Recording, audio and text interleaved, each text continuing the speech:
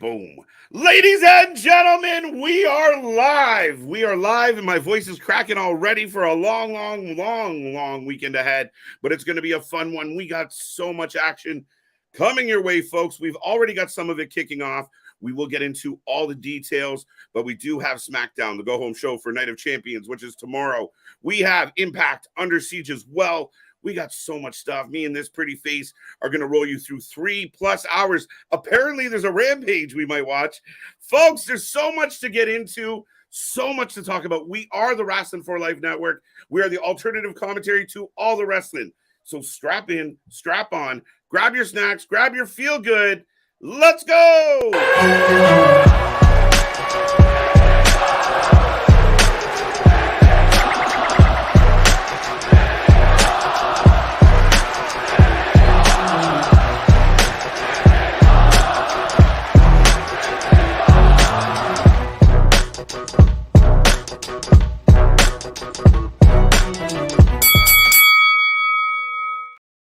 This is awesome. This is awesome. Ding, ding, ding. Folks, we are live, and it is definitely awesome to be here again. Like I said, we are the Wrasslin for Life Network. We are bringing you a live stream, live coverage, live party, live watch-along, call it whatever the fuck you want to call it. We're giving you all of it tonight. We are the alternative commentary to all the wrestling. We are the channel that covers more wrestling than anybody else out there. I got Jessica Havoc and formerly Rosemary in the ring against the champions, the Coven, all ready to start the pre-show for Under Siege. But I am Mr. Every Night, KJ White, the Iron Man of YouTube, and we missed him. Ladies and gentlemen, boys and girls, gentlemen of all ages, the Wrasslin for Life Network proudly brings to you its YouTube tag stream champions of the world, the Every Night Delight, KJ White. I am Big Nick, and yes, we've got the Friday Night SmackDown, the recorded, so no spoilers. No spoilers. The go-home show for Night of Champions. We've got Under Siege, which we've, like you said, we've got the pre-show kicking off, and surprisingly, Rampage might actually be on at the time it's supposed to be on. At this point, with all the new shows and the discontinued shows on AEW, I'm surprised they made the cut. They're the Aaliyah of the WWE releases of just managed to make the fucking cut. Just dodging cuts. Dodge and weave, dodge and weave. You forget that it's there so it doesn't get got rid of. Yeah, man, it's been a crazy week full of go-home shows of mixed reviews. I know once upon a time a go-home show was a thing. More and more it feels like go-home shows are just filler to get to the pay-per-view. We'll see what we get. I mean, I watched the press conference today for Night of Champions. It got me really excited for tonight or tomorrow. As for tonight, we'll see what happens. We get an addition to KO, the KO show. Roman and Solo are going to be on it. We got a couple matches lined up. And I'm really looking forward to Under Siege. Of course, myself and Luna Havoc were here last night covering the go-home show for Impact, where we had some twists and some turns, including the ladies. How the tables have turned, because I was going to say, or how the turns have tabled, because explain to me why we have the artist formerly known as Rosemary in the ring. So, so Taya Valkyrie, Rosemary, and Jessica Havoc made up the Death Dolls. Now, obviously, we know Taya Valkyrie went on to other places. So she got kind of yanked into a coffin by what people thought may be Sue Young. It remains to be seen. And somehow, it's Father Kevin Mitchell. Somehow the Coven, Nick, pulled Rosemary into an hourglass. And she got free last night. And as it turns out, Rosemary was using the body. So Rosemary's still trapped. This is someone else. What in the Days of Our Lives is going on here? The Days of Our Lives, the terrible sci-fi sitcom, the Insidious, I feel like we just need to Innomita Patre, File, Spirit. That's what all this has been. Just get out of this, you know. Mm-hmm. It's funny because Luna Havoc has our own Havoc, has a theory about there was getting a little too much spooky ooky on this show. So really the same show that previously in the past killed off Mickey James, killed off Eric Young. That's what I love, dude. Relic, who was a wrestler from the figment of Black Rain's imagination. And Black Rain, for those who don't know, is Dustin Rhodes in a it was. Oh, that's funny as shit, dude. It's platinum gold dust. It's silver gold dust. Second place gold dust. Second place gold dust. I like that one. So yeah, I mean, the spirit has come out of the hourglass, and it's not Rosemary. It is what's the name? Courtney Rush. Courtney Rush. Oh my god, So Courtney Rush, the person we see right now on screen that we recognize as a made over Rosemary is not Rosemary. It's Courtney Rush. Rosemary is out there somewhere. See, now can I tell you in part why I hate this? As granted, we've got a 2 count from Havoc on. I can't even defend it. Yeah, well, I can to an extent if we were going to take it into the realm of reality here a bit instead of the mythos here. But Steve, what up? Jordan, what up? Chef, what up? Big Dog, JV, Boston. I saw Damien up there. We got everybody's roll calls filing in right now. But because the few times that before I watched Impact and everything like that, when I was watching Impact, because it was always on Spike TV and all that. I was a big fan of Rosemary, and thus I ended up realizing that, you know, Courtney Rush is the actual person underneath it and everything. And recently, tap out. Speaking of Courtney Rush, she just got the tap out victory. Shut the front door. They won the belt. And new. Right? What the fudge? But Rosemary recently just did a whole little video that she put out on her Twitter and everything, that I believe. That's at least where I saw it, to where it was going kind of behind the character a bit more and everything. So I think if they would have just done that, okay, so it was just a match. It wasn't for the belt. Yeah, it was just a match. I hate that. Now they get to challenge for the belts and just do it again. They just beat the champions. Right. Okay. Like Big Dog said, oops.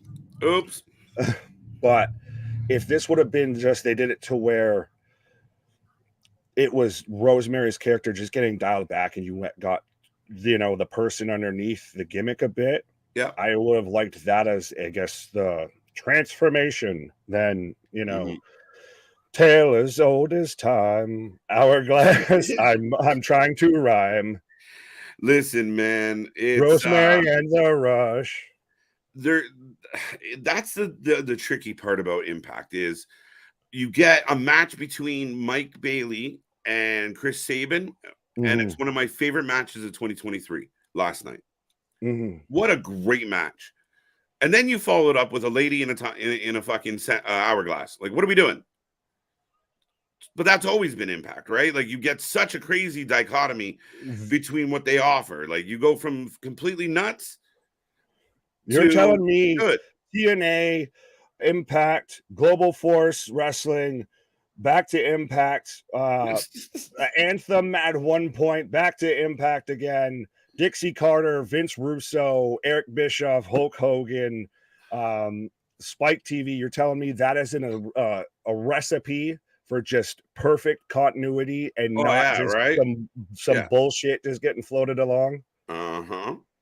Yeah, I mean, dude, we joked last night. Tonight we have a 6-man tag. It's the Design against Rich Swann, Sammy Callahan, and TBD. And she said, "Who do you think it is?" I said, "Eric Young."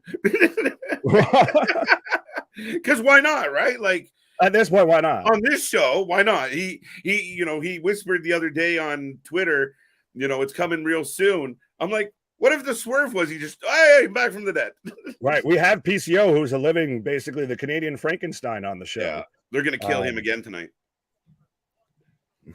But Christ, I'm losing everybody now in the comments already. There, I'll just pull that one up for right now. Oh, JV, wasn't Relic also Johnny the Bull? Yes, one of my favorite WCW wrestlers. Really? With him. I really liked him. I was a huge fan of Sean O'Hare. Sorry, I'm a huge fan of this guy who I got on my screen right now, which is I Believe in Joe Hendry. Digital Championship on the pre-show, which we've had a Fandango heel turn, which is hilarious. He cha-cha'd the wrong way. Oh my God, he beat up Santino, and then he did like a package last night, and I think it was the best part of the show, but it was very It was Moxley-esque. Like if Moxley and like Mustard Stain Corbin were mashed together, we got Fandango last night. That sounds none of the bit good. And who attacks Santino and doesn't get the Cobra? You know, right? The only one who can sneak up on Santino is John Cena. John Cena. I like Big Dog of like sands through the hourglass. So are the days of WWE. What? Yeah, no shit. The days of Impact.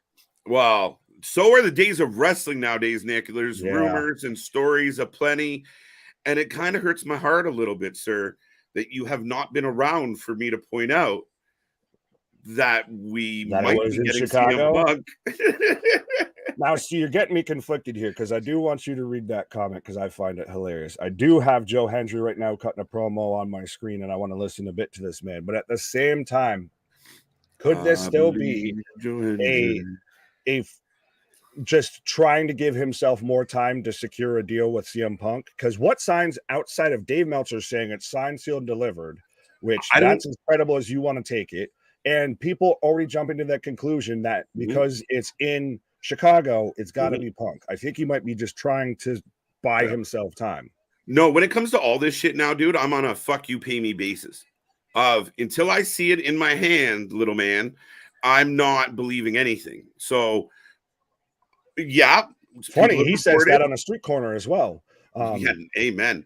But yeah, he doesn't go to a street corner. He sends somebody to go to the street corner. He gets the high end, buddy. Yeah. Nick, KJ, and I are living proof that real men don't lose their hair. It just goes south for the winter. What? I don't know if it's for the winter, but I think it's forever. Permanent, forever. It's the then, now, forever. I thought he was talking about the hair that ended up on my feet. Never mind. Whoa, too much there. Fucking Hobbit. We're taking the Hobbits to Isengard. 2 eyes. Yeah, you forgot Dusty and Corny. What? With Impact, people who were running Impact are heavily involved. No, those are actual competent people. So well, not really. Want to include the competent people. If you got the joke. Yeah, You actually brought in. You had Jim Cornette and you brought in Russo. Why?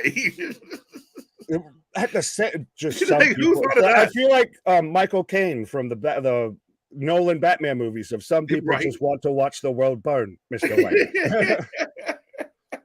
That's Dixie Carter. She just wanted the apocalypse to happen in professional wrestling. Oh, she's just one of those people of like, it can't be that bad. No, it's worse. It's worse. But Rocco says, shout out, by the way, Ali better not win because he said if I don't win, he will leave WWE. So you trying to get this man out of here? That seemed like a backwards statement altogether. Ali better not win because he said if he does win, he's staying. Yeah, that's a backhanded compliment or insult. Yeah. Usually that's proposed differently, Rocco. See, don't think that's Ali's what it is. win. I'll tie this all back together and it works perfectly because you want to know who else is from Chicago. And he might not be out of WWE, might not be with WWE. AEW, might be on Collision next June. Mustafa Ali debuting at the United Center. Yo, I'd take like Ali versus Guevara, Ali versus I don't know. Could you imagine they start to play like the kill switch? Because Tony's already got kill switch for Roderick Strong. They start to play this Fire Burns in Chicago, and then Mustafa Ali walks out. And a riot ensues. We couldn't get Punk, but we got Ali. Right. We got you the next best thing. Listen, you want Dominic Mysterio heat. That's the way to go about it. Facts. Too far, KJ. My bad. Right. Sean O'Hare could have been a greater talent than we saw. Life cut him down way too short. Yeah. 100%. That's one of the saddest, one of the most heartbreaking moments for me in pro wrestling. Yeah. No, it was tough, dude. I've got. Yeah. Oops, go ahead. I don't know. I thought you were going to answer the. No, Fandango on the outside of the ring. How the match is kicked off right now. We've got both men outside. I'll take a prediction, folks. If you guys want to throw one out there, Joe Hendry for the win. Technically, we're supposed to be debuting our prediction championship, but I don't know if I'm in the mood until tomorrow. Well, I mean, it's a little bit more fitting.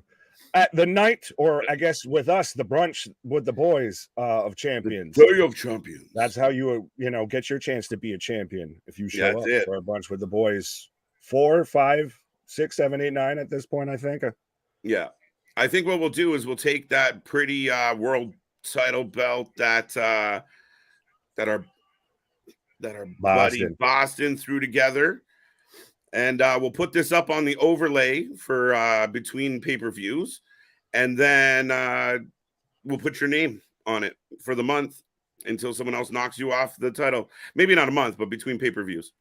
This weekend we got 2, so you got to actually defend this. This is the workhorse belt. This ain't you got to show up. Roman Reigns MJF type title run. You can't just sit there and coast on your name or on your heel heat or anything. You got to show up and you got to earn out. that. Exactly. Sorry. No, it's good, man. Mustafa Ali is only getting the shot because of Night of Champions in Saudi tonight. If it was anywhere else, amen. We know that. We know that. Which is why he's going to win. You can't beat Gunther just for that. They didn't. Because I think you also do that. And by the way, I've got Joe Hendry with suspended suplex on Dango. I think you take the belt off Gunther because you start lining him towards Seth, or you line him towards the Money in the Bank. You line him towards a bigger picture. That's a possibility. That you could line him towards Cody. I think too soon. I mean, I think he's going for that honky. He needs to outdo his NXT UK title reign with the IC title reign before he can, lose the belt. Has he officially beat Honky Tonk yet? I don't know, but I feel like Honky Tonk is not the record holder anymore. Well, it was Jericho. You knocked Jericho. We're showing our age of instantly thinking that Honky Tonk's the old. Did Jericho have the record after Honky Tonk? Now you're gonna make me look this up. Talk amongst Maybe the people. He did just pass Jericho. Trish Stratus will win against Becky. I picked Becky. No, I picked Trish. Yes. Well, I'm trying to debate. I was trying to think if we both picked Trish or we both picked... We both picked Trish. Yeah. Okay. David Ruska, what up? And I love that you have an exposed profile picture. That's amazing. 100% because personal side story, if I can. I like it. Because where I grew up in New York. Right there, too. Upstate. Yeah. So every game that I went to growing up as a kid, every baseball game wasn't to Yankees or Mets or anything like that. I got to go to a lot of Expos games. Like I was there when McGuire was on the home run trail. Vladdy Senior. Like yeah. Oh yeah. 100%. Yeah, buddy. My dad's. Now I'll say it this way: some of my siblings' mother was a big fan of Vlad Guerrero. Okay, there we go. It'll make sense. It took a second. I got there. Right. No, that's awesome. I mean, Olympic Stadium. I remember when it started falling apart, literally falling apart, and they had to do stuff about it. But Montreal, a great sports town, man. I know we have a rivalry between Toronto and Montreal, but a great place to see some sports. I wish they would have found a way to bring Montreal, like the Expos, back. We've been begging for the Nordiques to come back for years, but Quebec's an interesting world.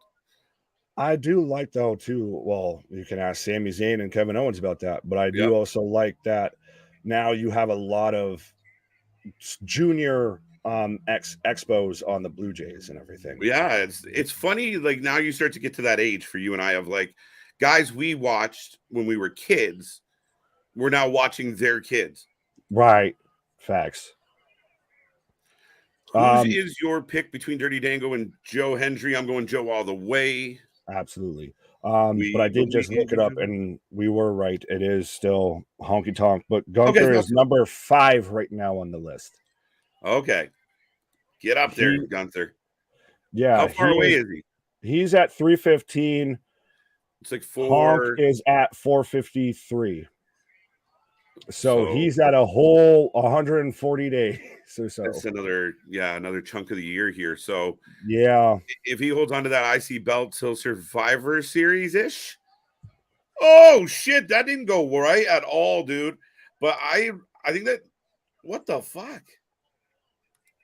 I don't know, but Jay, you are trying to get hate with me instantly here. If man, it would suck being a Yankees fan because I know I was just saying how I went to a lot of Expos games, but I'm a goddamn Yankees fan, true and true. Yeah, dude, the Yankees were literally a bone of my contention as a child. A diehard baseball fan growing up, and I love my ball, and it just Tino. Oh wait, The are Cobra. you ahead of me? What the fuck? I'm watching on YouTube. So am I. I got the Cobra. Well, I don't have the Cobra, but I have the Santino guy down. with the Cobra coming out right now. Santino's So going to turn on interesting to Joe. see him. Sorry. Santino's going to turn on Joe. That Oh was my the God. weirdest end of this match. Like, what did he do? I think he just ran him off. Has the match actually ended? Yeah, it was the weirdest end to this match.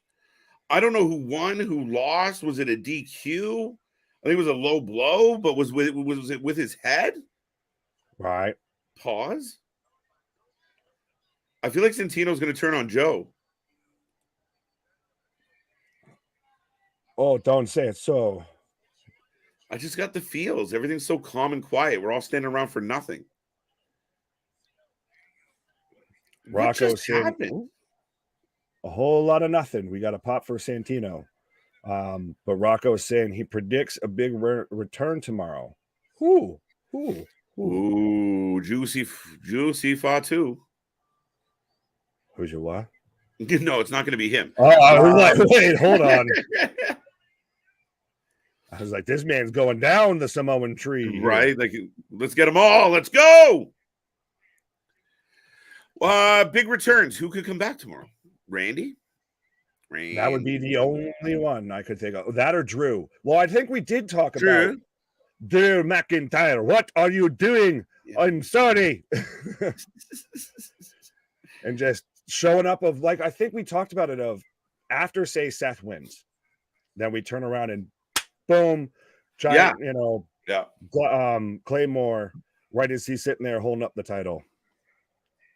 Mm-hmm. Yeah, I'm all for that. Let's do that. Let's do that. All right. Let's instantly make McIntyre relevant. And shit, I wouldn't even be mad if come SummerSlam, Drew beats Seth. The first title reign is quick, and we set its own here. Like quick one just to validate it. Yeah, like hold on tight. Right. But I will hold on tight, folks, because we got about 4 minutes before Impact Under Siege kicks off and SmackDown, the go-home show for Night of Champions, kicks off. So absolutely, if you haven't done so already, be a friend, tell a friend, like, share, and subscribe. Tell everybody that you know there is no one that covers pro wrestling like we do, because trust me, it's about to be the Wild West weekend of professional wrestling, Wacky. You wasky wabbit. You wasky wabbit, you. But we've got 2 shows, potentially 3 shows tonight. We've got Night of Champions tomorrow. And I still might have noticed that maybe there might be a GCW show or anything like that. There's maybe always a GCW show, my friend. Exactly. But then we're still going to be back at it like a jackrabbit, like a wasky wabbit, for Double or Nothing and Battleground at the same time as well. It's nothing but action here on the channel, folks. Right now, we are getting the package building up. The main event tonight for Under Siege, Macklin, PCO. No DQ. It's going to be interesting. It's going to be fun. Of course, we got Nick Aldis waiting in the wings. He'll be in action tonight, too. And, yeah, we get SmackDown, the go-home show, and we might actually watch some Rampage for the first time in a month. Yeah, thank you, NBA playoffs. Well, I'm going to be sad when the NBA and the NHL playoffs go away, and not because, our team's going to win or anything like that. It's just going to be Rampage is going to be back to regular schedule and programming. Just it becomes the piece of shit in a shit sandwich. Sad but true. Yeah, right. Oh, Bonkers letting us know DQ by Dango Hendry won. So hey, we were at least right on the prediction here. Look, I don't know if I just looked away and didn't catch it, but it just looks so clunky. And Damien let us know it was a row bro. A row bro. But so quickly talking about the World Heavyweight title match that we were talking about for Night of Champions. What do you think about the rumors that might open the show instead of main event of the show? Dude, I went public with my opinion on this one, and we've talked about it a lot. And my take is simple. I've done everything I can to sympathize with this company, to stand up for this company, to say, hey, guys, let's give the WWE a chance. Let's give Trips a chance. Right. And at every fucking turn since I started doing that, they've wanted to stumble and bumble over their own feet. If they open Night of Champions with this belt, sends a bad message, and it's the wrong choice. This title has to be the main event. But if you have Cody and Brock go on beforehand, you have the tag title match go on beforehand. Yep. How many people are going to still be tuned in? How many people, unless they've, told the people in the arena of you don't leave until we tell you to leave, of how many people? No. You don't think that there might be a little bit of a dip? No, because it's a premium live event, so people are going to stay around. Like, it's not like a Monday night where people are just going to like change the channel. But here's my thing on that. If you want this title to mean something and you have faith in AJ Styles and Seth Rollins, they will make everybody forget what happened before them. And that's what I want. Like, we watch a lot of the vintage wrestling, and knowing the guys would go out there. I mean, I saw a thing with Undertaker today talking about him and Michaels being booked third on a WrestleMania and being pissed off and then going out and stealing the show. That's what I want for these guys. Of stop trying to pussyfoot around things. If you want these guys to stand at the top and look like they're the top, you can't put them first, in my opinion. Well, no, I get that. That is 100% valid. Trust me, I get that completely, as I've been the one that's championing of it's just a consolation prize. Right. But we do have, I just got the together and I'm getting the SmackDown ahead of you already. Of course, I got the crowd shot as we roll in here, folks. I just got that. I got the drone. Got the FBI warning on Impact as well. I got to get there. You're ahead of me on Impact. All right, so I got the drone and the SmackDown logo. SmackDown, yeah. So I think we're perfect. So, ladies and gentlemen, if you are just tuning in, we are just kicking off SmackDown tonight, and we also have Under Siege, Impact Under Siege. Too many vowels, friends. Right. But we have all the action. We're going to cover it all tonight. It's going to be a fun one. I'm looking forward to all of it. And, man, I think Under Siege is going to be fun. I really do. Absolutely. But now, how much... Why?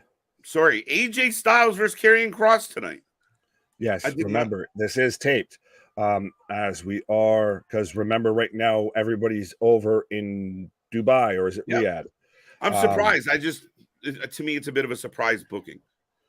Well, they set it up, remember, with the tarot card. Oh, okay, the tarot card. That's right. That's why some people, it seems, and that's part of, I guess, why I'm questioning about if they put it on last versus first, because it seems like such a foregone conclusion that Seth's winning.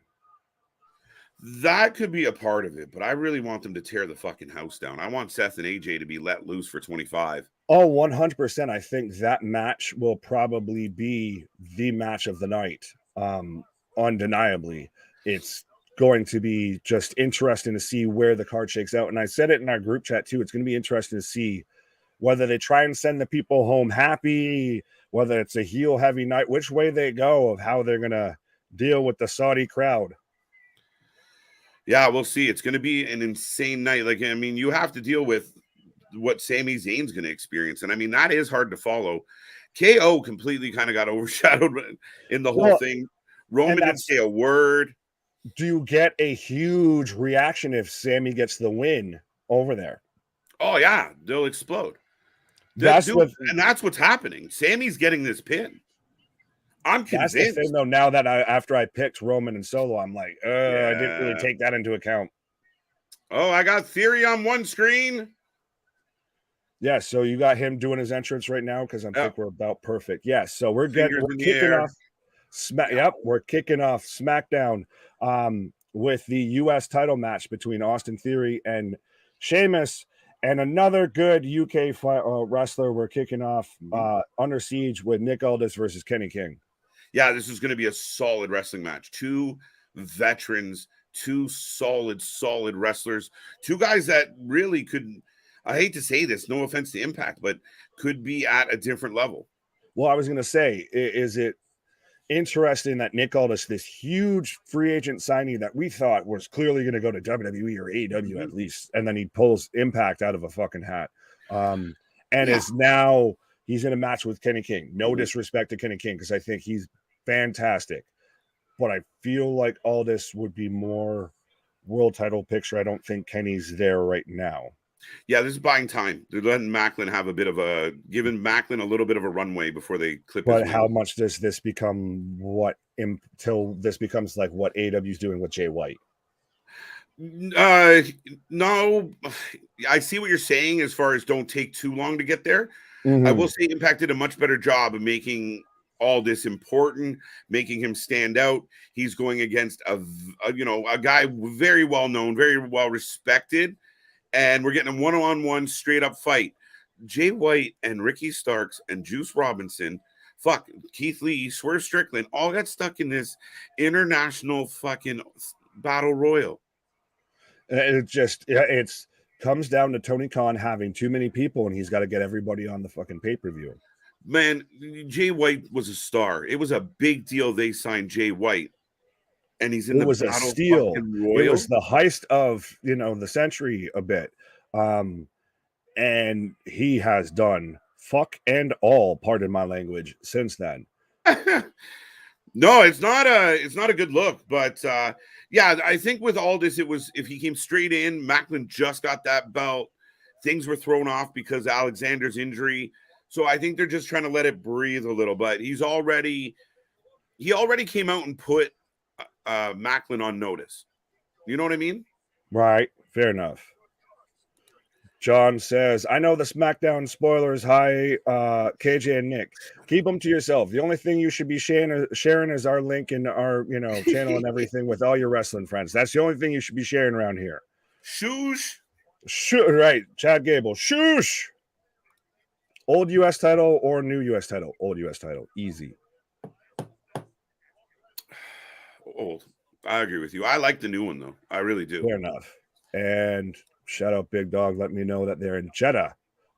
But we do have Austin Theory versus Sheamus on one show for the U.S. title. You can give us a prediction for that. And we do also have Nick Aldis versus Kenny King. You can give us a prediction for that as well, or both. Both is good. That's it, folks. Like he said, we got two shows. We're not fooling around. So what we do around here, and if you're just tuning in for the first time and you're an Impact fan, we'll keep you up to date. If you're a SmackDown fan, we'll keep you up to date. If you just want to talk about anything, including all the other wrestling, we'll keep you up to date. Folks, it's going to be crazy here this weekend. Oh, absolutely. I'm fully excited for it. Absolutely. I always do love a good afternoon show because I feel like, you got a good bit of energy and right afterwards, you got the whole day still. Yeah, I know. It's nice to kind of like wake up, get your breakfast in, stretch your legs, have some coffee, and jump on and get rolling while the sun's up. You turn good masshole there with your coffee. Park the car behind Harvard Yard. How do you like them apples? Fuck you, Goodwill Hunting. This is one of my favorite movie quotes ever. But Austin Theory going for the pizza Valerie on Sheamus and gets caught. Into the ring post. Aldis gets dropped hold into the stairs. Is Shark Boy still in Impact? No, because he got a payday. What? Granted, one of my favorite things from Impact is Stone Cold Shark Boy. But he legitimately got a payday because of Shark Boy and Lava Girl because he owned the fucking trademark Shark Boy. Yep. So when that movie came out, he got a nice little payday. He was like, wait a minute. Funny how liquid of gods. It's intense. Yeah, no, I prefer whiskey. Yeah. Right, that's more whiskey makes me frisky. I would love to see Sheamus win the strap, but won't be surprised if A-Town Krusty the Clown wins it somehow. A-Town Krusty the Clown? I do kind of like the rhyme. I respect the rhyme. But, yeah, it's still Austin Theory's time. He's still picking up the win. Right. I'm going to even have some GCW in the background in a little while. Yes. Nick, we'll quickly touch on this because I almost feel like GCW should just go to like a weekly style show, an episodic They show. should go to, they're starting to get to the point to where they should go like how ECW was. Yep. If not, they have the blueprint for it and the access to do it way easier than Paul and the gang did, because they have the deal with Fight.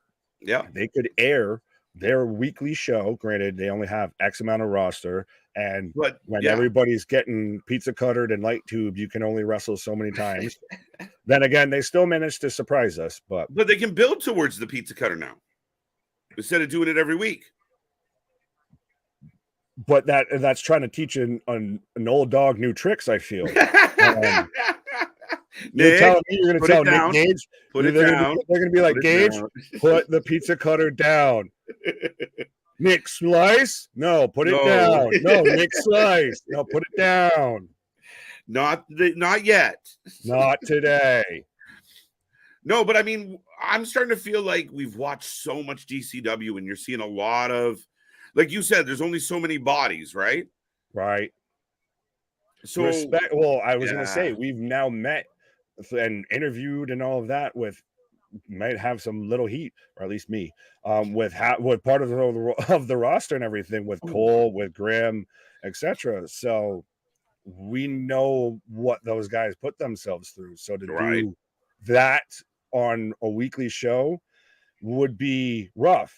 But we've also seen that they can do, like when they did the J Cup, that was fantastic. And if you did something like that on a weekly show of guys like Jordan Oliver, Nick Wayne, Blake Christian just gets to be a heel and he doesn't have to do the light tubes and the fucking thumbtacks and the skewers and everything. Fantastic. Yeah. You're not wrong. And I feel like that sometimes when you are on fire, you just want to book every show. Book. And it's great. It's been amazing to watch the evolution of GCW. It just, for me, where it's getting a little bit like, oh, this shit again. It used to be special monthly. Yeah. Well, that's again, that's where a bit. Who is special? Yeah.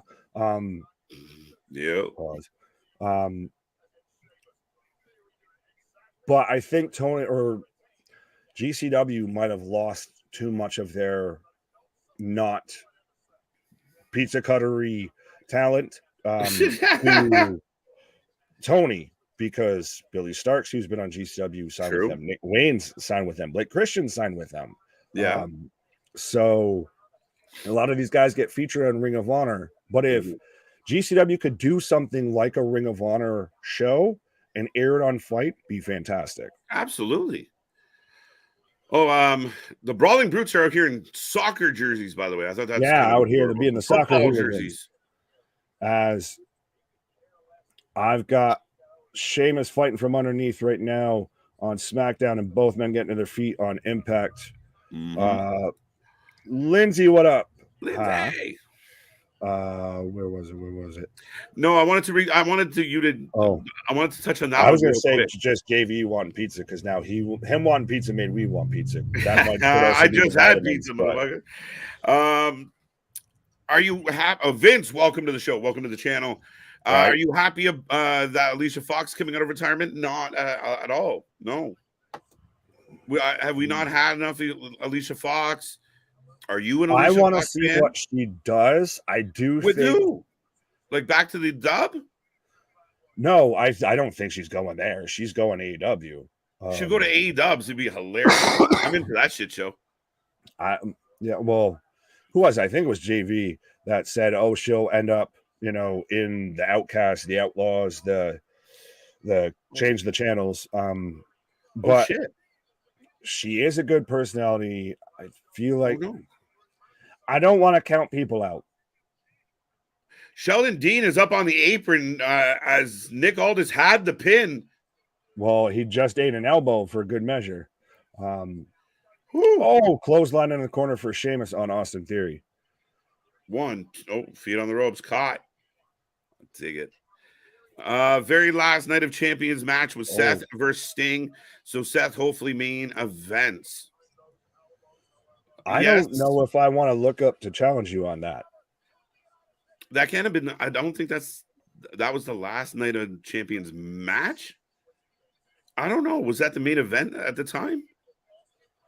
Well, no, because I'm starting to think of that would have happened around when Sting came back before WrestleMania 31 with the match with Hunter. That would have came back to where you had the Authority going down. Because I'm trying to think of when's the last time that they did a Night of Champions show, because it very much feels like a Saudi thing. Sorry, Nick, I got a power bomb on both shows, and I'll just go for the submission. Cloverleaf. Oh, tilt-a-whirl power slam by Sheamus on Austin Theory. Kenny King taps out, 2 count for Shamo. Yo, I'm really enjoying both these matches. I know. I'm too many balls in the air here. Pause on that. Right. I realized what I said.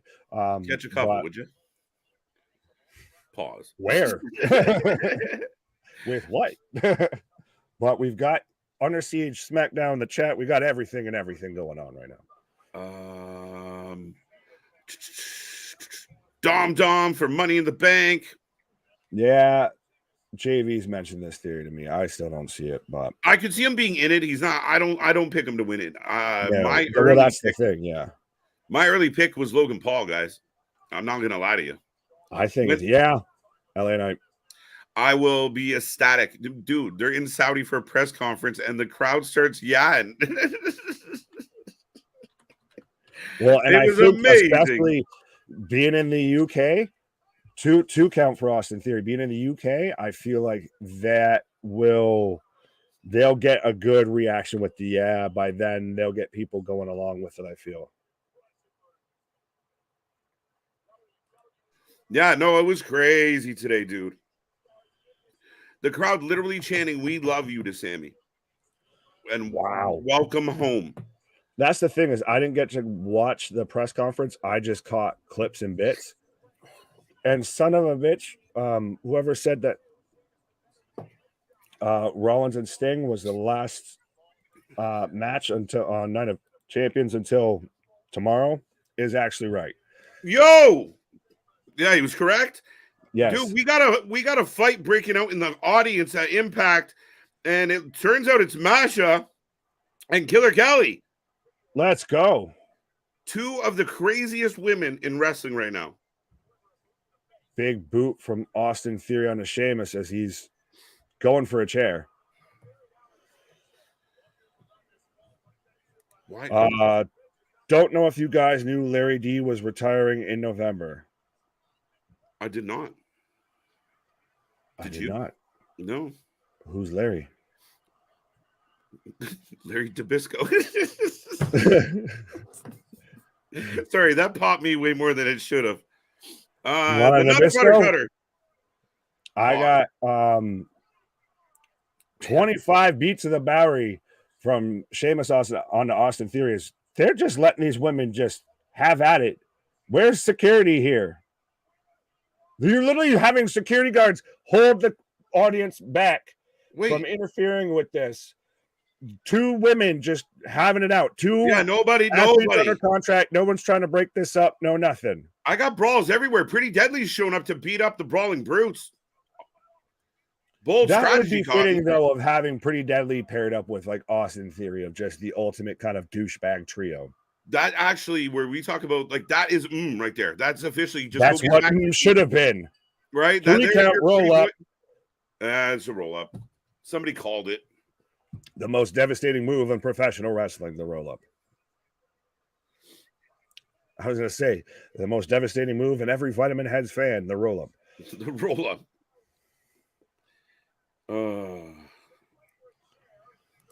Boston saying this is a damn good opening match for SmackDown. Yeah, 100%. That was a hell of a match. 100%. A little overbooked at the end, but I get what they're trying to do here. Oh, trying to break this man's chest. You see the slow motion, so you can even see the sweat splatter off and everything. Oh, and now security shows up. Oh, we found some refs. We found some refs. The Zebras were at the drinking ring. They had to get to the safety space before everybody showed up. Yeah, they're not our problem until they come to this side of the guardrail, folks. Right? Union says so. Union says so. Uh-oh, Killer Kelly about to fuck up some referees. Yo, I Chael want to see Soenya's this 1-0. match. Larry Saney's 1-0. Boston 0-1. 0-1. What You would went happen if against you banned the Theory? roll-up? Matches would never end. Why? Who bet against Theory? Boston, what are you Apparently doing? Boston. What are you doing? Yo, give me these two ladies in a monsters ball. Absolutely. Well, I've got Killer Woo! Kelly throwing around a chain right now in the red light, the Fiend's red light. That's funny. And dude, I think they're gonna end up like a tag team. Like it's fucking hell. They're like, you know what? We can't beat each other. We'll just be friends. That's what happened on Impact last night. Was they just showed up brawling like that? So apparently they've been brawling for about 24 hours now. These women don't sleep. It's just Peter Griffin versus the Big Chicken. Yeah, They just keep beating the shit out of each other across the whole arena, all the way. They went. Where was Impact recorded at? Florida. Like They went all the way from Florida to wherever the Under Siege is, just brawling, taking a it's plane. in London, Ontario, Canada. There we go. Grace getting interviewed right now. Struggle with her last name for some reason. Impact's having mic problems like their GCW. What's going on here? Because they're in Canada. Just kidding. But Blame Canada. They're right. But I have the Bloodline right now backstage on SmackDown. Oh shit! I want to hear this. Sorry, Absolutely. Jordan.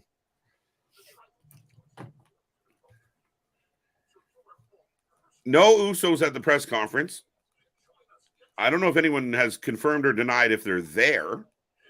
You're both personally invited to join us next week in the ring for Roman's 1,000-day celebration. As smile on that man's face. You just want to smack Paul right in the face. Arrogant little prick. Wow. Jimmy's gonna be the petulant one here. I don't even know what your issue is. Jay's still down for the cause, but that makes sense. Of Jay's literally, he was day one. Yeah, but you think for me, it's like Jay's like, bro, I've been there, man. You don't want to do this. It doesn't end well for you, my dog. Just you better off sitting on the couch. Shut your fucking mouth. Right. Throw up your finger, bro. This has full mob feel to it.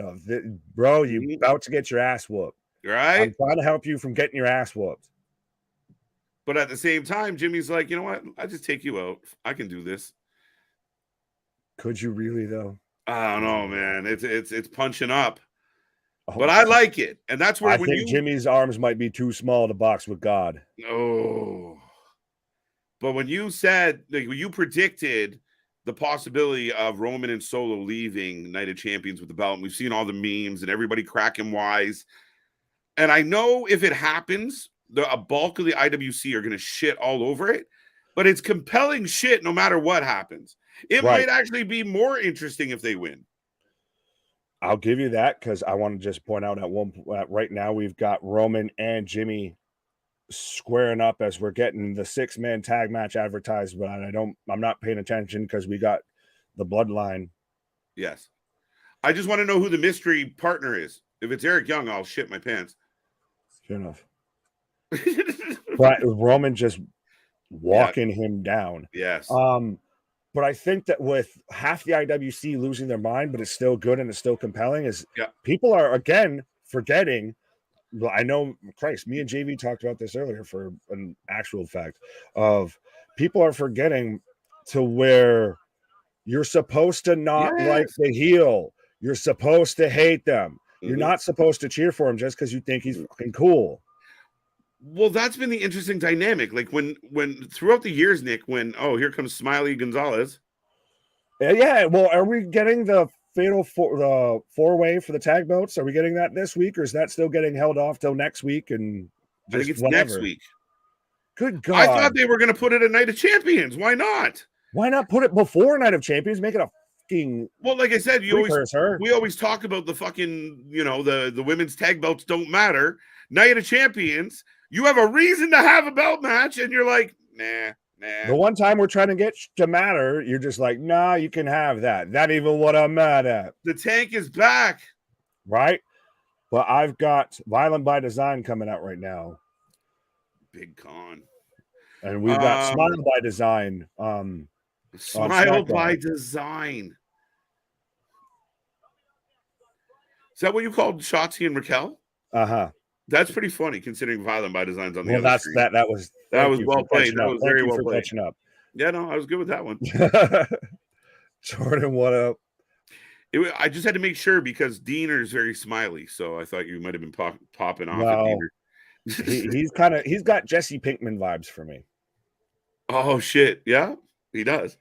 Right.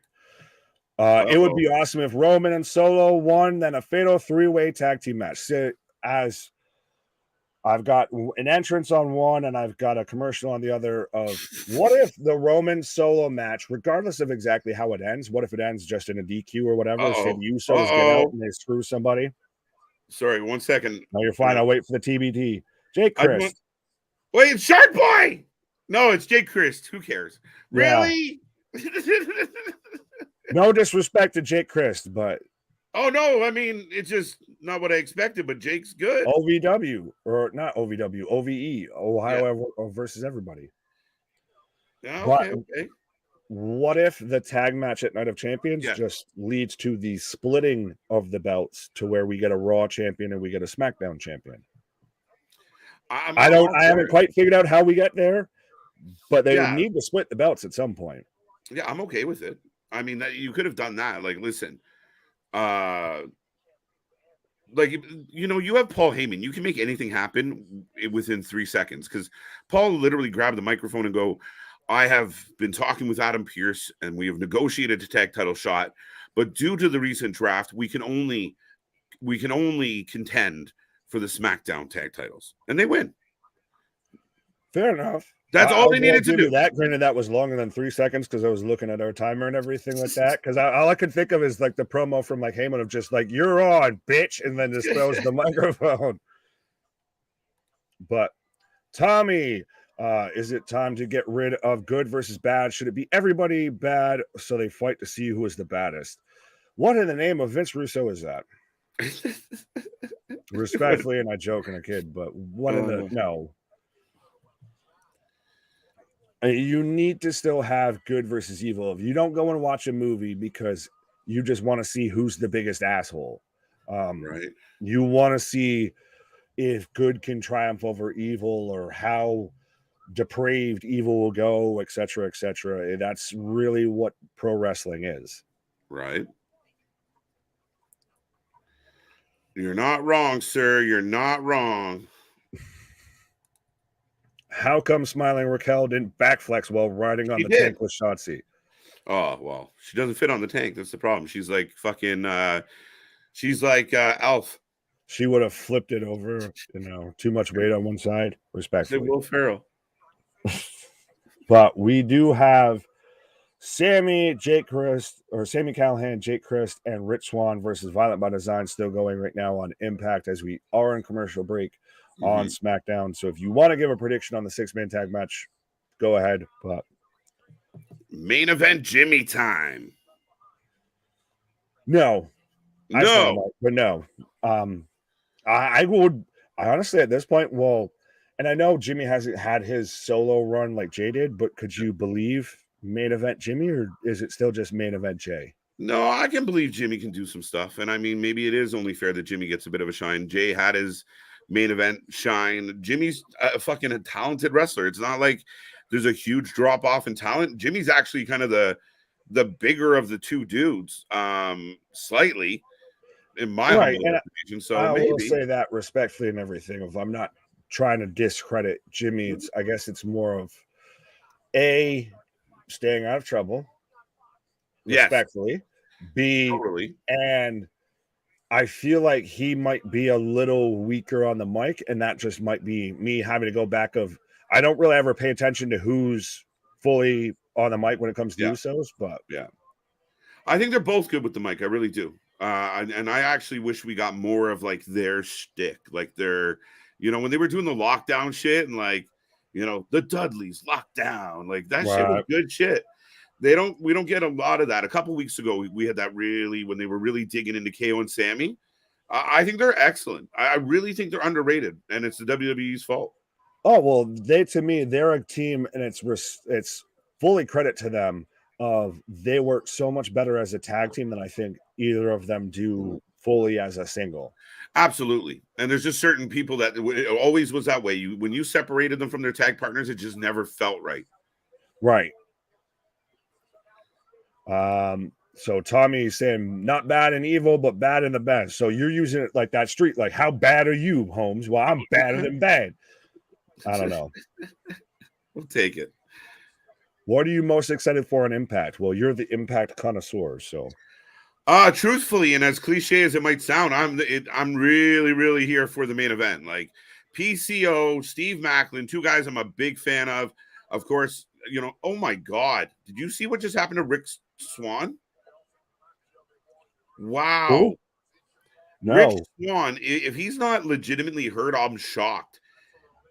Con like no sold the flip, and he just bounced off him onto the apron.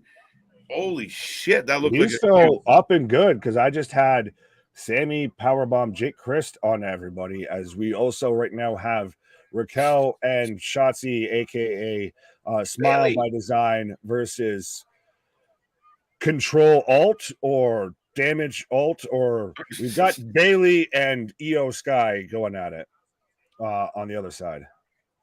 Yeah, formerly known as, I suppose. I mean, we were building towards some type of breakup with this crew, and Dakota Kai blows a wheel. So unfortunate. Right. Avengers Assemble. How to watch Impact pay-per-view. You watch with us. You click on us. That's how we tell you about the pay-per-view, or you can watch it on Fight TV. Sorry, I may have talked that way. I'll talk that way back. His mouth is bloody as hell. Yeah, that is true. Yeah, no, he bounced off him like it did. It looked amazing in such a good way for the wrestling fan. Looked ouch for Richie boy. Yeah. Sorry, I was just going to take this time because I was looking through the comments, and folks, I see the chat filling up and everything like that.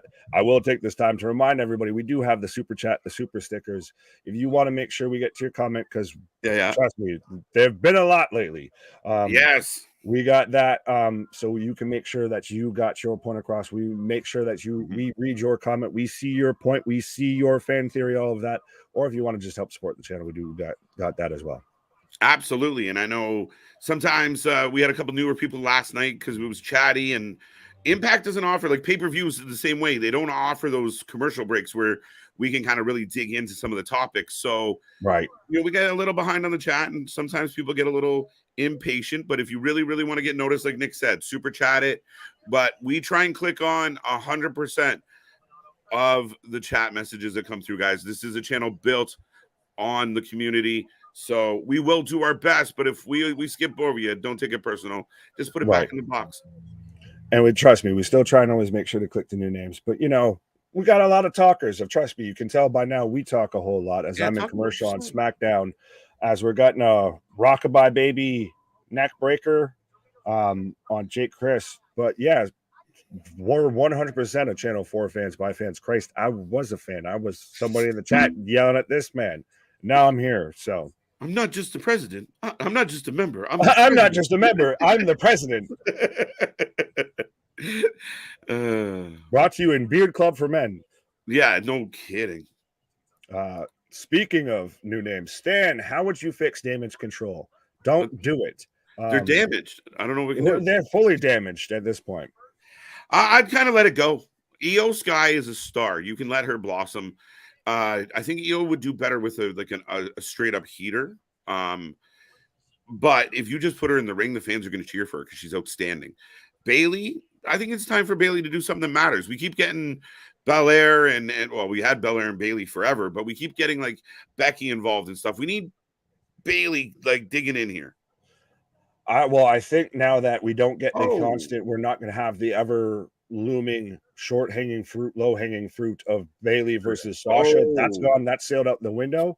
Give Bailey a solid actual just singles run again. Yeah. And have control, delete, damage control, Kai and Sky, whatever you want to call them. I could still see Dakota Kai and Io being a tag team of they can always still kind of break off at times, have a bit of a singles run, but they always kind of come back together as a tag team every now and then. Yeah, I can see that. And I think maybe partially biased because I really am a big Bailey fan. Ever since she dropped the hugger gimmick, like I think a lot of us kind of like, okay, we're over the hugging. But when she switched and wow, the bleeding of the ear is profuse. Yeah, kind of Christ. Concerning at this point. Yeah, I mean, it looked like they crucified his ear. Right. Spinning heel kick from, is that press 10 Vance? No, that's Angel. You always do that. I love that. Yeah, well, because Angels. There's blonde men that used to be in the Dark Order with chest tattoos. So he's half the man he used to be. He's 5, not 10. There we go. But see, Larry's right there with us. Of Stan, I would delete. Yeah, I just snip it. I think you have 2 very solid individual stars there. You have 3 individual stars, to be honest. Well, I get what you're saying, but Dakota's Boston saying, KJ Nick, acknowledge me. Well, you should acknowledge us and hit that like button, hit that bell notification, hit that subscribe button. We got the links for the Discord, the merch store. We got the Spotify. We got the Twitters. We got the Instagrams. We got anything and everything you need. I've been good lately. I haven't done that a whole lot. It's now lately you fucking cattle prodding me to do it. No, it's funny because like there's these instant spots where now no matter like the minute somebody gets in that rhythm, just naturally you just want to start what? Yeah, see? You got his brainwashed. Got that Stone Cold Steve Austin going on in you, what? Right? It's fucking the Stepford channel over here. He's got us all wired. We thought you were AI, and that's I was gonna say, well, Cornette's got the cult of Cornette. We've got, Wrestling for life. So when you're down with us, you're down for life. For life. And that's soon. I don't want to say when, but we will have the For Lifey membership. Oh, okay then. Coming soon. Something that's got to put some pieces in place, but we will eventually get to having a channel membership for bonus. Like we've said before, folks. Bonus perks. Well, that's the thing is we keep talking about it. Everybody keeps sleeping on it, keeps thinking it's just another silly catchphrase. Oh, it's just something that sounds cute and everything. No, it's 100% big things popping, little things stopping, up to something season never sleeps around here. All right. Feeling good. I like it, folks. We are still going with the action. Bailey and Shotzi are in the ring right now. Shotzi in control off the hot tag. And Swan back in the ring, giving it to Angels. No, never mind. Oh, yeah. Roll up. Right up. I think KJ is about to roll up. It's easy to fix damage control. Stop 50-50 booking. Well, that's a company-wide thing. That's not just a them thing. But I would argue that Bailey's booking has been less than 50-50, and not to be nitpicky here, but they haven't looked good at all. Like, keep in mind, they, in a no disqualification setting multiple times, lost to one human being as a faction. Right? Ladder match in Belair, no DQ. Oh, wait. There we go. It's over. Was that a roll-up win for the 6-man tag match? So that's Impact batting 1,000, I feel, so far on roll-ups or low blows. Right, that's back-to-back. On shit finishes, honestly. Not great finishes. That's what you want of a big, bad Sami Callihan match. It's a roll-up. Oh, wait, they're showing a replay here. What happened? Okay. Earlier, I said it looked real clunky. I must have caught the end of it. It literally looked like they botched it, but he nailed him in the junk. Oh, well, I've got Io and Shotzi going on it, and I still didn't quite see the low blow, like unless I was still I'm attracted by everything blinded by the light, blinded by something else, and you want to see it in the daylight, but sometimes it might be seeing it better in the moonlight or the bedroom light, lad. Anyways, was it Bunny and AW who said appreciate me? Larry, I'll take your word for it because I don't know if I've ever honestly heard Bunny from when she was in Impact or an AW cut a promo that I remember. But Bailey, with the bit of the distraction there, pushes Shotzi off the top turnbuckles. We've got Raquel driving Io into the corners. I'm getting Santino Marella getting interviewed backstage on Impact on the stage. Well, I think he's there with John Cena. As you all just had to listen to my terrible Santino impression. Oh,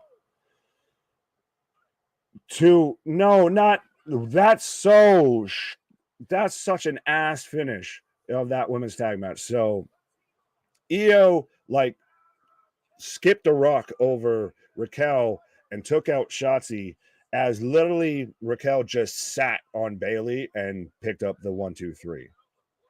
What a awful way to end this match. And I still think it's still halfway selling the dissension amongst Io and Dakota in their faith, I guess, or their trust in Bayley.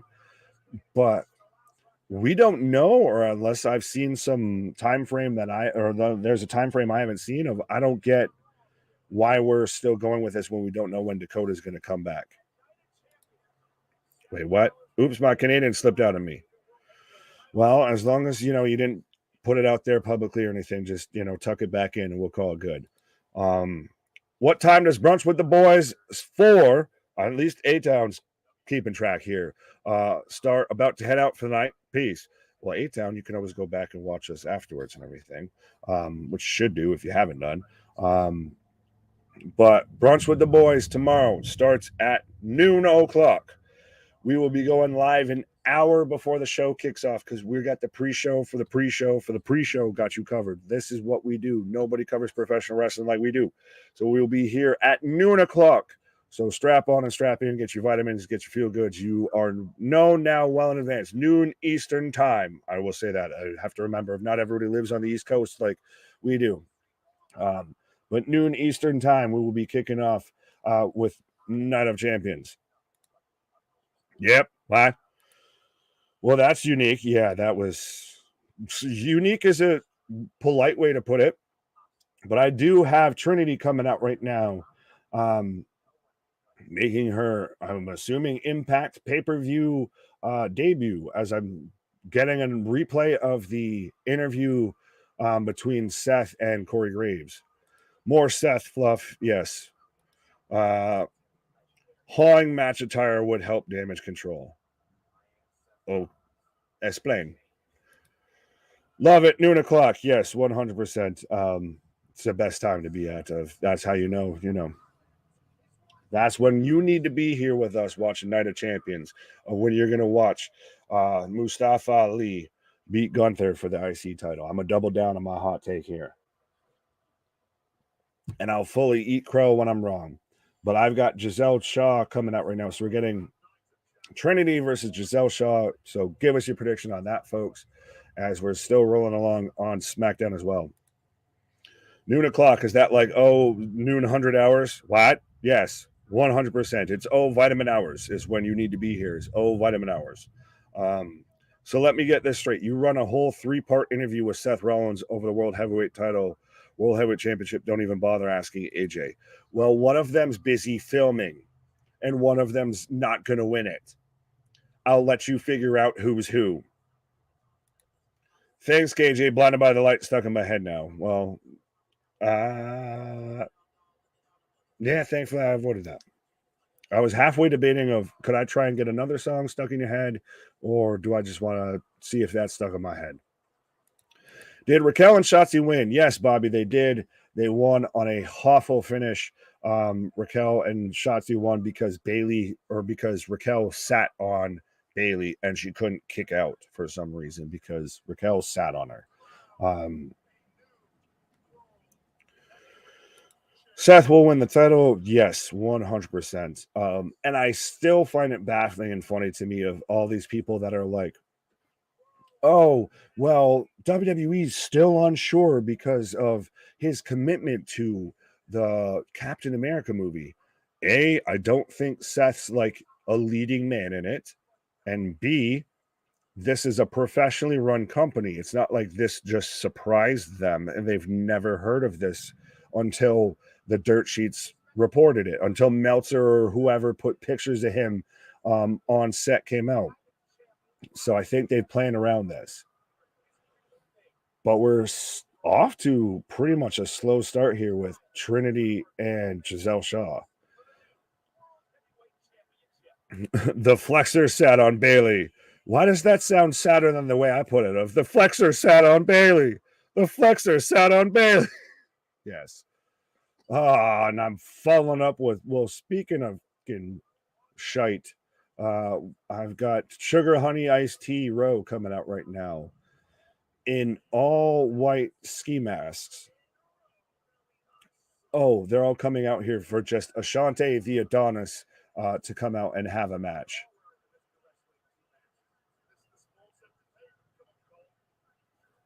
Was there a connection with the ski mask that I'm missing? But it's just, we're getting Ashante the Adonis versus Cameron Grimes. So, okay, at least thankfully this is going to be a squash match that just gets Cameron Grimes over. Because that's what this has to be, right? As we go into commercial again.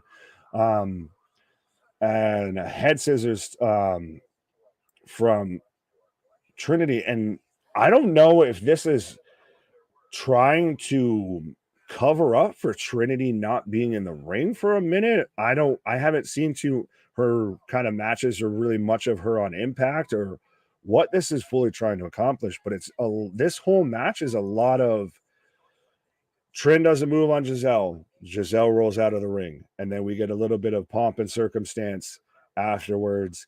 And then she comes back in the ring. We do another move that dumps her out. Like, we just got a head scissors that dumped her out of the ring, and we're now still on the outside of the ring with not a whole lot really getting accomplished here. This has not been good from what at least I've seen of Trinity and Impact. They're building they're going to build Grimes to take the US title, aren't they? I would believe so, or at least compete for it. I think he's very much going to be in the US title division. I mean, he just squashed Baron Corbin. He's not happy or sad, so I guess he's indifferent Corbin. Yeah, he just squashed him. So I think that we're going to get another quick squash here, hopefully, because does anyone at this point, I know everyone was super excited the 30 seconds that they popped out when they got hired back, or that little bit of endorphin rush when you saw that they had been hired back. Is anyone excited for anything going on with Hit Row right now? Anything outside of just point and laugh? Respectfully, but still, flop dollar, point and laugh. But elbows to the back of the head from Giselle Shaw. My favorite part, Michael Cole trolling Flippy Flop Dollar. Yes, 100% of, trust me, you can go back and watch our reaction to that, because trust me, it was the greatest watch of. That is something that literally you can just replay in your mind 1,000 times and it never gets dull. Damon taking Trinity for the win. So yes, I will remind people, you can give us your prediction if you want to give a prediction for Giselle Shaw versus Trinity. And honestly, why would you not take Trinity, I feel? Michael, great video. Thank you, sir. I appreciate it. Comment more, my guy. We got a whole conversation going on here. I can't do Trinity's attire. It hurts my eyes. It's very highlightery. It's very bright. It's making sure, well, we're under 15 minutes away from the top of the hour here, but it's still making sure you're wide awake on a Friday night here. With them white hooded ski masks, they look like they okay, JV. Moving along. They were a one-hit wonder. I forgot who sang that song. I feel like I interrupted a conversation there. Not impressed with Grimes. Really? Did you watch him in NXT? Did you watch, the Carolina Caveman and Impact? Well, it's fitting that we're going to get Grimes as we're watching Impact right now. But I think there's a lot of potential to Cameron Grimes. It's just really in how you mold it, I feel. Whatever happened outside of wrestling, Seth will be the first champion at Night of Champions tomorrow. Absolutely. I think it's very clear cut at this point that Seth's going to win. As Giselle Shaw is like twerking in the ring. This is a thing. I like Hit Row. They missing their man in AEW. Well, Tommy, that's a whole other argument there of 100% of what it shows really that Hit Row was nothing without Swerve. Absolutely. Yeah, Hit Row, yawn, no need for a Hit Row. Guys, he won't be the first world heavyweight champion. So then, Rocco, you think it's going to be AJ? You think that do they take just AJ over to Raw since he's the champion, or do they take all of, the OC, Mitchin included? Boston doesn't care for Grimes either. Fair enough. Well, not fair enough. I think he's going to be a future U.S. champion, to be honest. For me, it's the gimmick with Grimes. I like the wrestler, but he needs something new, in my opinion. Well, think about it. This man was the first one, especially during the 2020 era and everything, to do the whole, to the moon. And literally, this man's gimmick was so fitting for the time that we were in, if you really want to go back and look at it. And he was over like Rover. He's just been missing from TV for so goddamn long that people have, honestly, I feel, kind of forgotten about him. Oh, that was sloppy. That was supposed to, it looked like it was Bronco or X Factor headbutt, but sloppy jalopy from Trinity on to Giselle Shaw. Yep, Grayson Waller hype. Staying alive, what? The OC to Raw, Seth to SmackDown, and have him feud with Roman. But no one said it was going to be a trade. Where did everyone get this trade talk from? I never heard it was going to be a trade. And if it is, does it have to be Seth? What if it's Cody? What if we build towards Roman Cody again and we just appease everybody? But we do have Ashante, the Adonis. Kind of got part of that running shooting star press, but we've got Ashante, the Adonis versus Cameron Grimes on SmackDown. We've got a split-legged moonsault from Trinity onto Giselle Shaw for a 2 count on Impact Under Siege right now. So give us your predictions on either match, both matches. Raz, what up? Yes, 100%. We are live. Yeah, that promo from Grimes just solidified I can't do it. Well, fair enough, Boston. I tried. So now Ashante is better than Corbin. That is very true. That is a very true, valid point. I was just trying to, you can't justify it either because Corbin's a former U.S. champ. Was he? I'm trying to remember what other titles he's held. But we do also still have Hit Row at ringside, so I guess they can cause a little bit of distraction, like we saw the trip up there from Top Dollar, because he's good at going under the ropes instead of going over the ropes. So there is, I guess, that can kind of help drag this match along. But I feel like this has no right to not be a squash, I feel. Oh, rolls out of a back body drop. Bro, Hit Row looks like the theater version of Friday. JV, you can have that. Sorry, Big Nick, I confused you. You people? What do you mean, you people? Are saying Seth will be the first World Heavyweight Championship. Technically, he won't be the first. Well, all right. Well, this iteration here is what we were talking about, mister. I'm going to split hairs and get on all the technicalities and stipulations and, but Cameron Grimes wins easily after that with the cave-in. And Trinity picks up the win after Giselle Shaw taps out to, is someone help me out with the name of that submission hold there? Yeah. Cameron Grimes wins with the caved in for the 1-2-3 over Ashante the Adonis, and Trinity just won over Giselle Shaw by tap out. Larry 3-0, Dale 3-0, Damien 3-0, Bobby Trinity wins. Yes.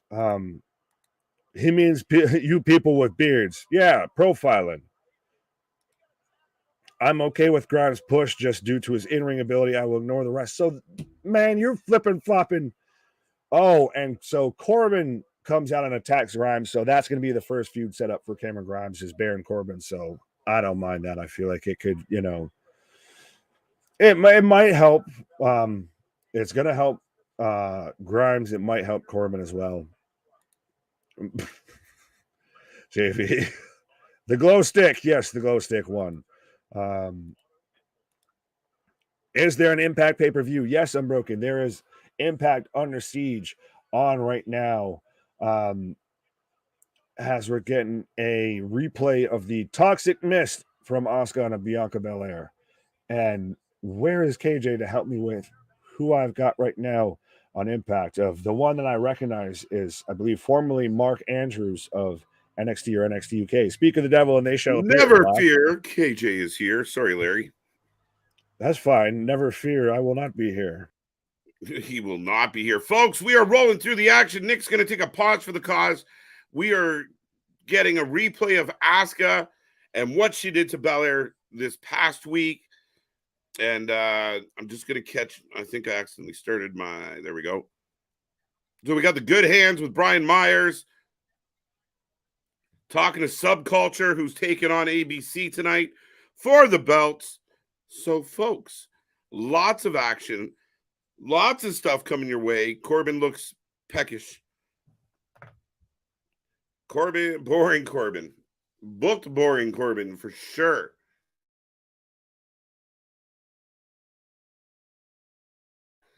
Here comes Belair. Happy as could be. She's not even upset. This lady keeps spitting in her face. She's not even angry. Did she eat a glow stick? Maybe. Corbin looking peckish. Corbin, yeah. So, yeah, clearly they're building up Corbin. Someone's point, like he squashed Corbin in 3 seconds, but goes 8 minutes with Adonis. So we are going to a commercial break here on SmackDown. Belair's dancing her way into the ring, happy as could be. And, yeah, we are getting the tag title match here. It's right now. As Subculture is on the way to the ring, folks. I will take predictions if you are watching Impact Under Siege. So a team relatively new to Impact Wrestling. I picked them to win. John's picking ABC. Yeah, sorry, John. Oh, Boston going against me as well. I mean, I would say ABC is the favorite. I just wonder if Subculture could surprise us. Looks like young Will Ospreay. And, of course, of NXT UK fame.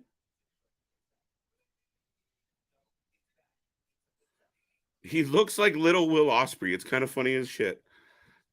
James Ellsworth is better than Corbin. Larry, not accurate. Not accurate. Bum, bum, bum. The Wrestling ABC and the British band. I did not know they wrestled. There you go. ABC. Trinity 100% eats glow sticks. Accusations, Boston. You can't just go on the internet and claim shit like that, but the evidence may support it. She looks like a scene from CSI walking. ABC for the win. Got that one. I'm telling you, build him as by Curious Corbin. He will be peeping around. Dude. JV, I don't even know why I entertained that. I knew where it was going. Corbin going to be hitting the blackjack table tonight. Yeah, that's right. Maybe he'll just stop in at AEW. Go to Vegas and stay there. Subculture for the shock. Mark, my man, I'm with you, buddy. I got Subculture myself for the exact same reason. Who would have thunk it? I love picking against the favorite lately. That's what has my record all over the place. But did you not pick ABC this time? I feel like ABC would be the favorite. Not to debunk you there, Boston, but it's kind of what we do. Unbroken take. A mulligan on that. I think the British band ABC is a little too old to wrestle. Maybe a little, slightly unbroken, but he doubled down on it, so we're good. I'm a fan of Subculture. Mark Andrews and Flash Morgan. That's right. Flash Morgan. Flash Morgan Webster. So, yeah, I mean, they're high flyers, little guys. They remind me of help me out here, folks. Oh, I completely blanked on who they remind me of. But we'll get back there. ABC going to, who was it? Shannon, and it was Kendrick. Hell, SmackDown is unwatchable. Yeah, you know what? Not a whole lot going on. And we knew that was kind of going to happen. I don't know if unwatchable is accurate, but you knew we were going to get a whole lot of nothing tonight. I'm kind of grateful that we get Impact alongside of SmackDown. So the tag title match is kicking off on Impact. I'm getting the graphic for Night of Champions tomorrow. Live. We go live at noon, folks. It's Brunch with the Boys. No, I did. I don't pick against them all the time, but lately I've been sticking wild predictions in there. That's how I get in trouble. Dun, dun, dun. All right, we're getting the men locking up here on the screen, and Belair's about to cut a promo. Let me see if I can catch what she's saying. Love your opinions on Invasion Angle in 2001. Was it necessary? Necessary, Rocco? It's so random, and we'll try and get to this as much as possible. Was it necessary? No, it's never necessary. Was it good? Yeah. I mean, it had its upside. And again, I'm always for chaos. Anything that you can kind of bring the chaos into the fold, I'm for it. But was it necessary? I'm okay with it. I don't think it was unnecessary.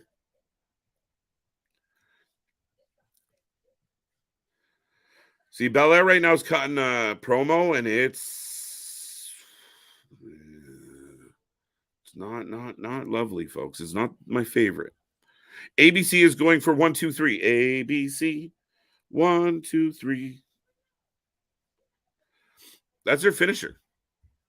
Morgan Webster back. Yes. Subculture. New Edition wrote that song. Oh, now we're going down the music road again. Don't start. Big Dog, I say Corbin's choosing his wolf pack.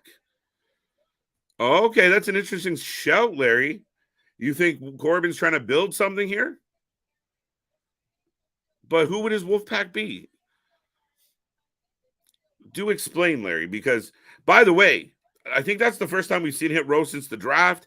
They didn't come out rapping, so that was a positive for them.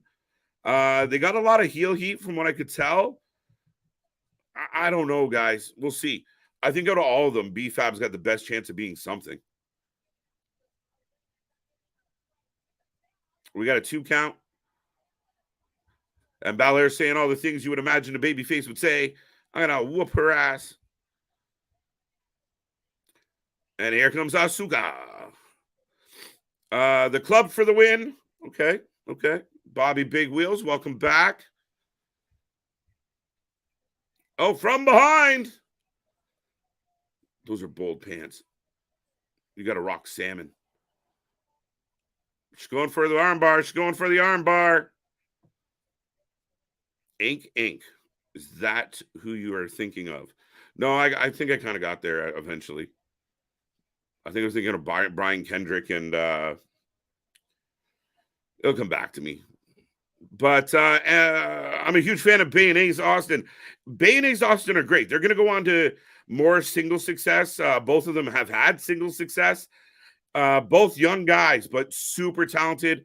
Really developed into a good tag team. And as me and Luna always joke, Ace Austin might have the biggest legs in wrestling, which sounds crazy to say out loud, but look at this man's thighs. They're ridiculous.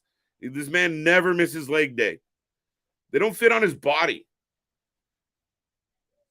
Here's a take. Do you got anyone out there remember the stupid cartoon? What was it, Duckman? And like the ant, she had like the skinny top and the big thick bottom. That's Ace Austin. Agreed. Bianca needs to heal soon. Yeah, a lot of rumors and whispers about Bianca going heel. When she first came in, she was a heel. I thought it was way better. Crowd's fucking snoozing. I agree with Chef. But it's because, like, again, when she's trying to recite, it feels like she's reciting. It really, really does. Oh, business is about to pick up, folks. LA Knight. Let's go. Nice pop for LA Knight. We got LA Knight signs in the crowd. Man, just push this dude already.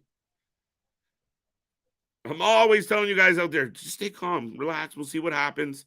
No, I'm impatient on this one. But we're getting LA Knight versus Booger up next. Back to commercial. So a little bit of a lull here in the show. And right now, we got a tag to Chris Bay. And he's holding fort. They are all over Subculture right now. Subculture reminds me kind of MSK. Asuka wins the belt at Brunch of Champions. I love it. And then Bianca attacks her afterwards. Boom, she's relevant again. Maybe. Yeah, that could work. I think part of my thought, Boston, maybe she does take the L, but goes away for a little bit. Right? Oh, two count. Ace Austin almost ends it. Ish. Folks, I will remind you, we got SmackDown and Impact going, so try and follow along. We'll try and be clear and concise about what we are talking to or about. What's up, KJ? How you doing, Elimination Chambers? How you doing? More problems for Damage Control. Chris, I know it's breaking your heart. It's just getting worse. Speaking of getting worse and speaking of problems, as I always infamously come back at the worst possible time. I tried to come back when you were talking about LA Knight and best.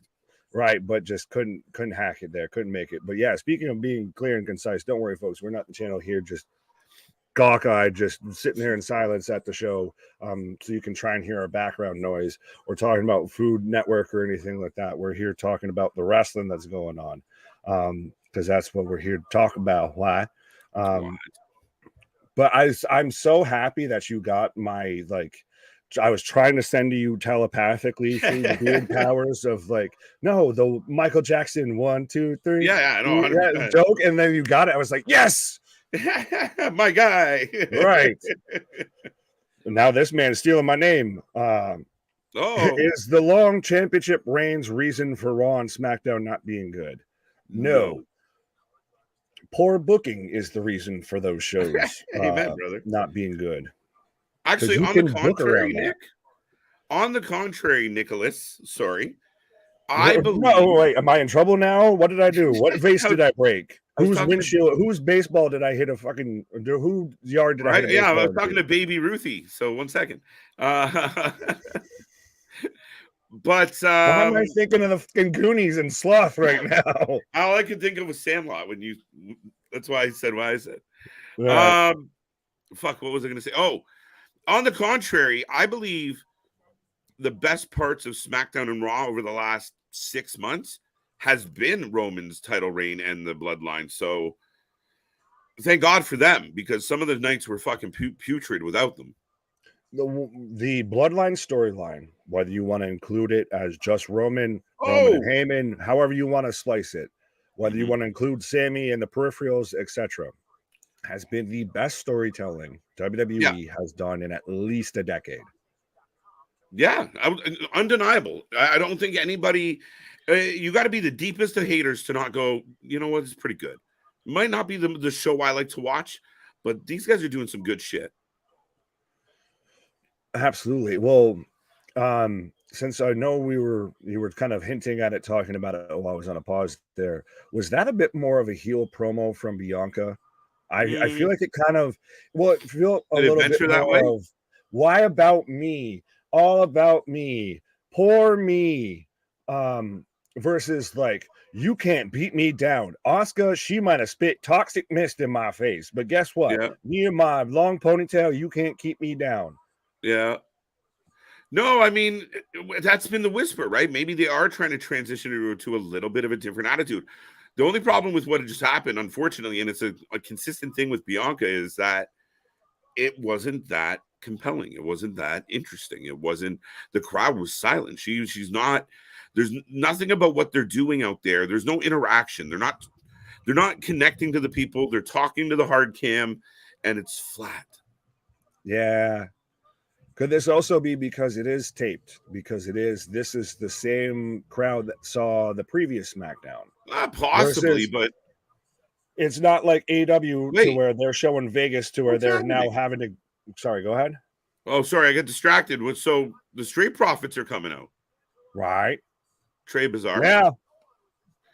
Yeah. But could it be? At least it's not like AEW to where I saw allegedly the layout for their show in Vegas to where it was an hour of Ring of Honor, Dynamite taped or recorded, aired, whatever. Yeah. Rampage for an hour, and then the second hour of Ring of Honor. And they wondered why people were leaving. Yeah, I found that funny. I saw the clip about Tony being like, we got more, maybe we'll do some more matches. Everyone's like, fuck that noise. Right. He won't let us leave. Literally, of that, people joke about that with Saudi. That might literally be Tony. Oh shit! But we've got Boogs and LA Knight kicking off, and we've still got the tag team title match on Under Siege. But yeah, at least we're not, giving away, with the tickets to your top pay-per-view. With the purchase of a hamburger or anything like that. No, sorry. I got a little distracted by Montez Ford fighting and me not being able to breathe, apparently. No, you're good, because I still haven't got that. So shit. I right now got LA Knight stomping Rick Boogs getting back in the ring. Oh, so we're even. Okay.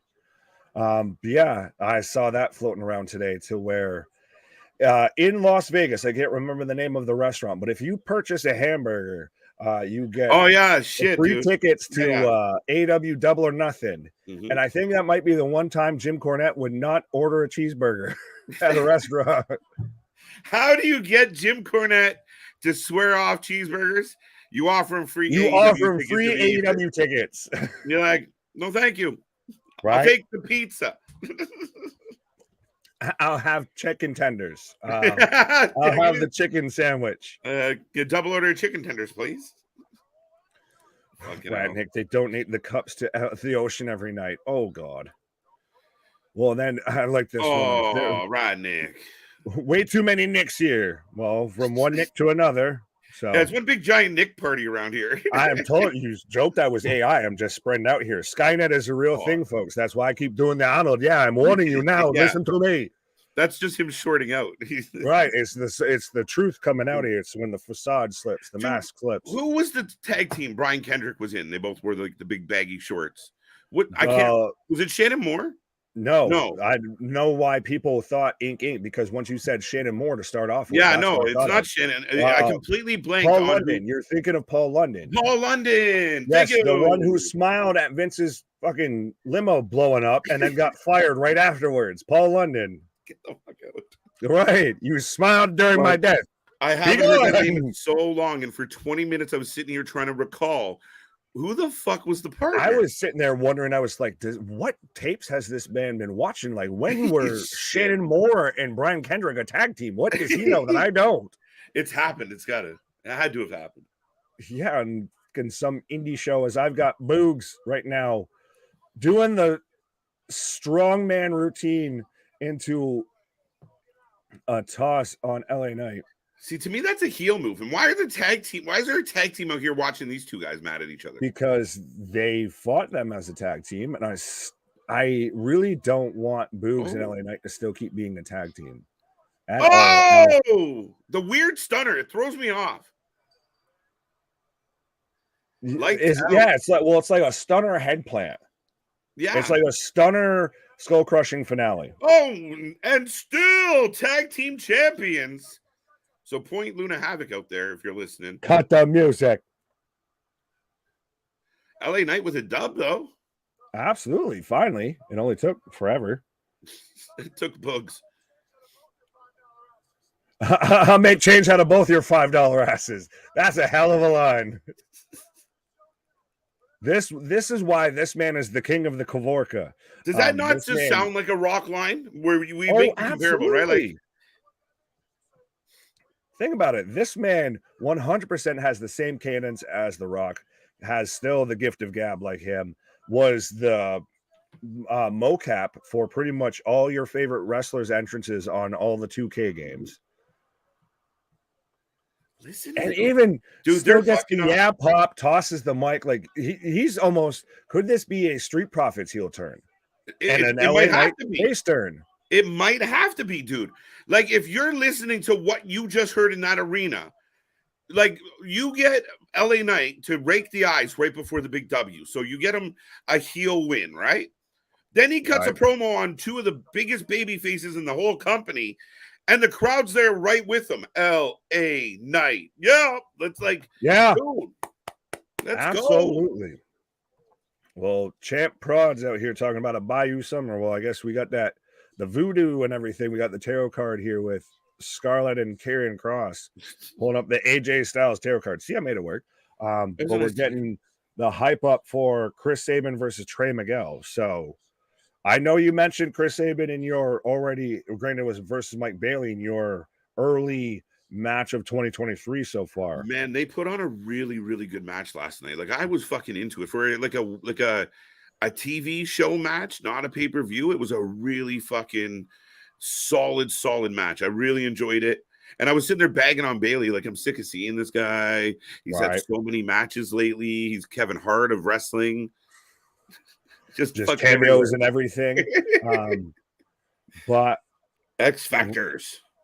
Yeah, we're getting the X Division Championship, Trey Miguel versus Chris Sabin, and I've got AJ Styles coming out right now. And I think if the rumors are accurate, the rumors are true, that Roman's gonna defend the title at Money in the Bank and at SummerSlam, which negates your theory about we're getting Usos versus Roman and Solo at SummerSlam. But fair enough. AJ Styles is not a bad choice to have versus Roman in one of those matches. What about listen to his reaction that he just got? I know he's been away for a minute, but he's still getting a good reaction. AJ's loved. And I mean, dude, I think honestly, I felt like they're setting up Theory and AJ. Really? Yeah. I think you're still gonna get AJ going through Waller at some point. Okay, maybe. Because I was just thinking, like, earlier tonight, what did we see? We saw Theory kind of find two friends that might be able to help him out. The OC is three guys. Yeah. You're turning me into LA Knight over here. I'm normally Stone Cold. You're turning me into LA Knight. Yeah. Come on, WWE. If you can hear us, just give up on I know whatever you can. Just fucking push them. Turn him face and cut him loose and watch him light that fucking crowd up every time. I was going to say, I know they can because we've made like jokes or references, and then Corey or someone will turn around and make the same fucking reference or a similar one on the TV shortly after we said it. So Hunter, and especially Tony with your fucking drones listening, do better, be better. Do better, be better. Does Street Profits believe in recycling? You would hope so. You would really hope so. They're just a big fan of that red Solo Cup. I fill you up. Proceed to party. Rick for the win. Sorry, Nicholas. He speaks on behalf of all Nicks and all Nicks. No. We from the Nick delegation do not respect that pick. I know, so who you got, Chris Sabin or Trey Miguel X Division Championship here? I picked Trey mostly because Luna Havoc is in love with Sabin. Like, she's been a huge fan of him for so long. Before I could even get the words out, she screamed Sabin at me. So. I mean, though, can you really blame her of Sabin's a veteran of veterans at this point? This man's synonymous with Ring of Honor, Impact, Motor City Machine Guns. He's a guy who had a great solo career and a fantastic tag career as well. Yeah, I mean, he's been outstanding. Like, he will go down as one of those guys that like you're kind of your indie legend. Like you'll make a Hall of Fame or two. He deserves it. He'll be acknowledged and remembered. He might not have made it to what a lot of people view as that pinnacle of sports entertainment and wrestling, but what a fucking outstanding career and been strong. Like his in-ring work for years has been outstanding, and he's been able to be babyface, heel, tag team, come back and be relevant, stay relevant over a couple decades. Like it's good for him. Right. Well, and this is gonna where I can get into the splitting hairs of. You said the apex of sports entertainment and the apex of wrestling. Those to me could also be two different things. And yeah, that's kind of why I did like the I get it separation a little bit, right? Like it's interesting, but he's just one of those guys. I mean, Shelley can say the same shit. Oh, Been absolutely. around for a hot There's minute. a lot of guys. Yeah. And Small Mark, I'll answer your question with this. Which is more interesting, his facial hair or his thoughts? Because that man's mustache and beard combo and everything constantly is fascinating. I don't listen to half his promos because I'm just like, how do you make it twirl? How does it stay that way? How does it go? Are you Yosemite Sam's dad? Yee-hee, yeah, yee-hee. Like, where's the cliff? Dutchie's a little bit of a hard listen for me. No offense to Dutch, but he's a bit of a tough listen. And I think he doesn't say anything no one else says, but other people say it more compelling, like more interesting sometimes. They get their point across better. Like him and Cornette will say the same thing, but Cornette does it way more colorful, you know? I feel like I know that from example from looking at some of our constituents. All right. Jano? Mick, what up? Diane, what up? Hi. Hey. Steven Elimination Chambers, I saw you showed up during my pause for the cause. Richard out here with the wild spoilers. I want this one. Spoiler, Karrion Kross might feud with Seth Rollins and AJ Styles to teamwork to stop him from ruining the title match. Do you know what's funny about this one? And Richard, sometimes I know you're our fantasy booker of all fantasy. Tinfoil hat, number one. The man's got a lifetime supply of Reynolds wrap. But I think at times you give us really good things and then you just tack on an extra thing that makes it kind of outlandish. He's just that meme. I'm not gonna lie, you had us in the first half. Right. We'll see how it all works out. It's funny, but someone else said AJ and Waller. I think they've kind of teased that as well. Oh, absolutely. They've built that up. That goes back to when AJ did his little pop in NXT. Now, how do you feel? Right now, great. Touche, fair enough. But I'm saying on the awkward theory that seems to be going around that Karrion Kross would somehow be better if he shaved his head. Like the fact that this man has hair is throwing people off of his gimmick. I think it's more the booking than his follicles, but not that's necessarily neither here nor there. I understand the psychology behind this, right? It's kind of like we talked about before. Sometimes when you take a guy or girl out of it, their entrance is outstanding. Still is outstanding, and Scarlett's outstanding. But it's like when you take the guy out of the tag team and he never quite feels right. I think because we got so used to him with the shaved head, the goatee, he just looked more intimidating. See, I've never been bothered by it, and I don't know if he even really I'm not really bothered hair by when it, he but was I get Killer Kross in Impact. Again, a tie-in to Impact. This is an Impact match. We've got Killer Kross versus AJ Styles. Right, there you go. But while we've got Sabin versus Miguel going on as well in actual Impact, but I've never been bothered by the man's follicles. Step up and agree on the apron. To me, it's more just his booking of like when he showed up and he choked out Drew McIntyre. Yeah. The man had the world in the palm of his hand, and Bray Wyatt got jealous. But then he's just managed to let it slip further and further out of his grasp. Yeah, you're not wrong there, Nick. And I mean, it goes back to WWE having a bad habit of like 50-50 booking, right? Or sometimes just inconsistent booking left and right. We said it at the time when they set up him and Mysterio. We were like, "Oh fuck, you're just about to burn this guy right out before he got hot." Absolutely. But so, give us your predictions, folks. Whether you're taking Karrion Kross, AJ Styles, whether you're taking Trey Miguel, Chris Sabin, I've got Kross in the corner, drop kick by AJ, and I've got Miguel right now, twisting up Sabin. Oh, shots are back there. What did Keyshawn say? The bald, yeah. See, it's just it's a I don't bad, know what you're saying. right? Like, I Come mean, on, don't hide it. my fucking 5-head over here. Bro, I honestly, I started shaving my head because I knew it was going. So I just figured, I was like, I might as well see what it looks like. And so far, it's been fine. Dude, I had the longest hair for the longest time. And one fucking warm day, I used to always like shave my own fucking You head, right? Pedro'd yourself? You I voted just for Pedro'd Pedro. myself one day. Pedro. So I got hot. It was hot. I shaved my head. It was right? hot. It was warm. Yeah. But yeah, No. I got tired of fucking shaving that fucking undercut. That 90s fucking undercut. Oh. Yeah, no, mine grew out instead of down. Like all my siblings' hair that grew down. They could do the Roman Reigns, You went the out? AJ, the like, swifted over and everything. Mine went out. So that's why I always joke with my mother. I said, "Did you sleep with the milkman? Because my hair doesn't grow the same way." Right? Yimmy Yaws here. Mission. She's chasing Scarlet away. Cross ain't happy. That's an awkward break to a commercial. I hate that. I dislike that. Boo earns, boo earns, boo earns.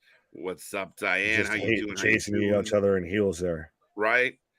Big dog. So he breaks it before Survivor Series and loses it to someone at Survivor Series.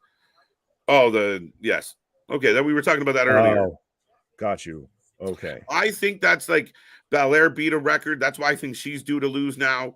I believe that Gunther will beat Honky Tonk. Well, there's been a whole theory that they're out there to try and modernize the records. Yeah, I think that's exactly what they're doing. And they want to erase certain names, right? Like, I'm sure Vince at this point would love to get Hulk Hogan's name, knock down that peg a little, right? He'd love it. Just a wee bit. A wee bit. That means, 2 count. I think there's a potential of, if we can get Randy back, he takes out Ric Flair. They give Randy the 17. They give it to him instead of John Cena? Yeah, fuck it. No, Randy deserves it. Give it to Randy. He's been like, look, no offense to Cena, but Cena went on to bigger and better things. Randy's been such a tried and true force for WWE for so long. Let him do it. Plus, is it Randy 2 away? I think John's 1 away. I think he's 2 away. Yeah. So give them both. No, be John Cena. I don't want. If anyone's gonna do it, it's gonna be the squeaky clean, the guy who will never be in a dark side of the ring, plane ride from hell. None of that. Right. It won't even be someone who's been really associated with it. Think about it. Randy sat there and was in Evolution with Flair. The John Cena is the squeaky clean babyface. He's Captain America that they can sit there and put anything on. Sam, welcome. Yes. Do you get do we need to salute because of his profile picture? That is at least I might have to. You're in Canada. No, so I don't. You don't have to. I might have to. I'll just nod. Yeah, but Scarlett reminds me of Sable. A little bit. Yeah, but black she has and blonde, on, black leather. A little bit. Clothes on though. She doesn't have just the spray painted hands there. Fair enough. I mean, I'm not saying I wouldn't want it, but wild times. Like, imagine what we grew up watching. That they got away with.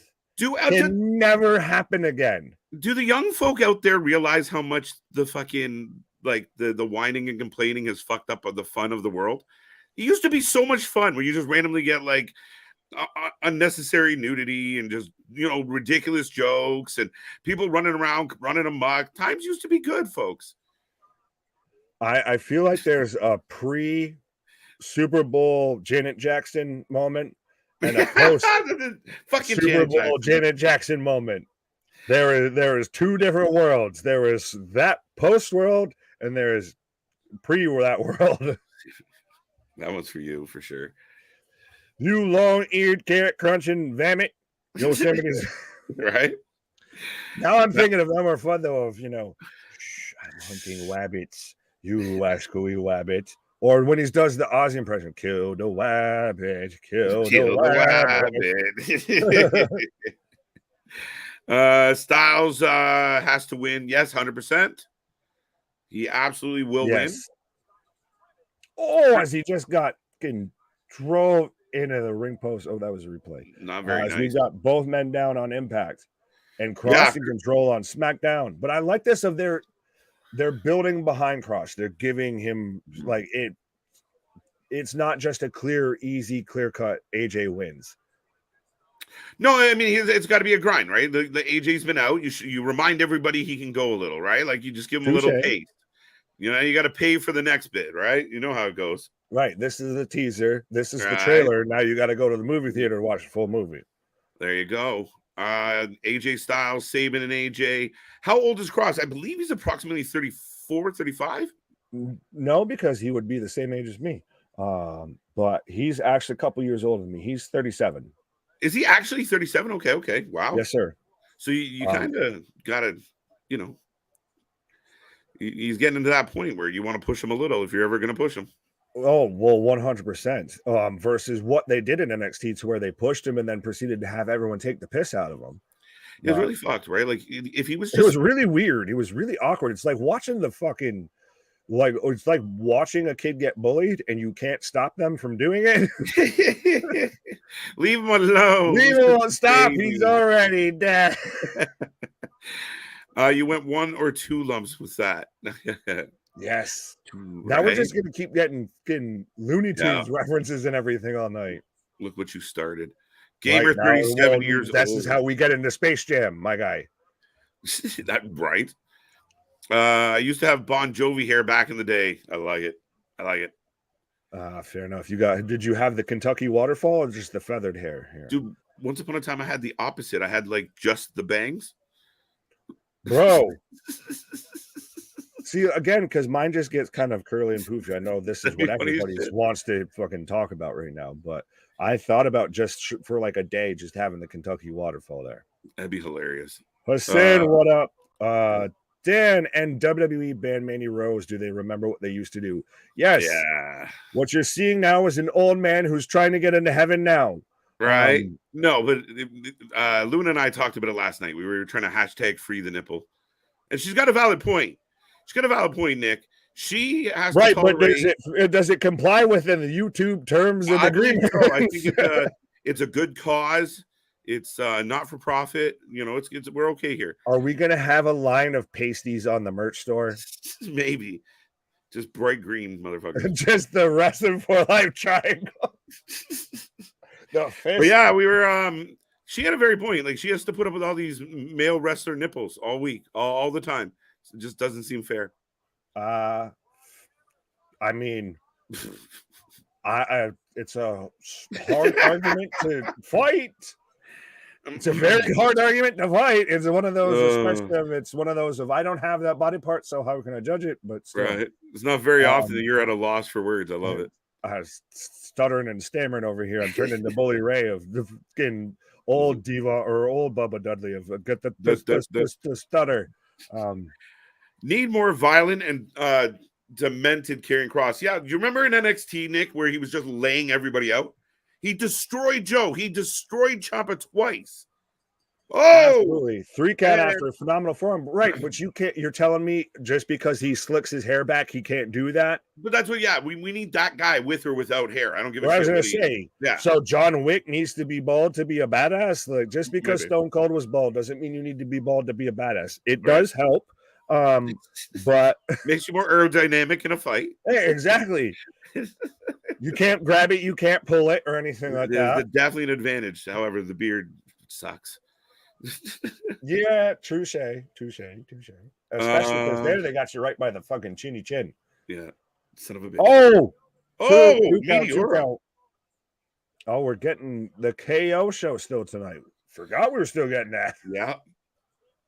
What is regular Rampage time? I forget. Is it Friday or Saturdays? It's Friday nights at 10 p.m. Eastern time. Usually follows SmackDown.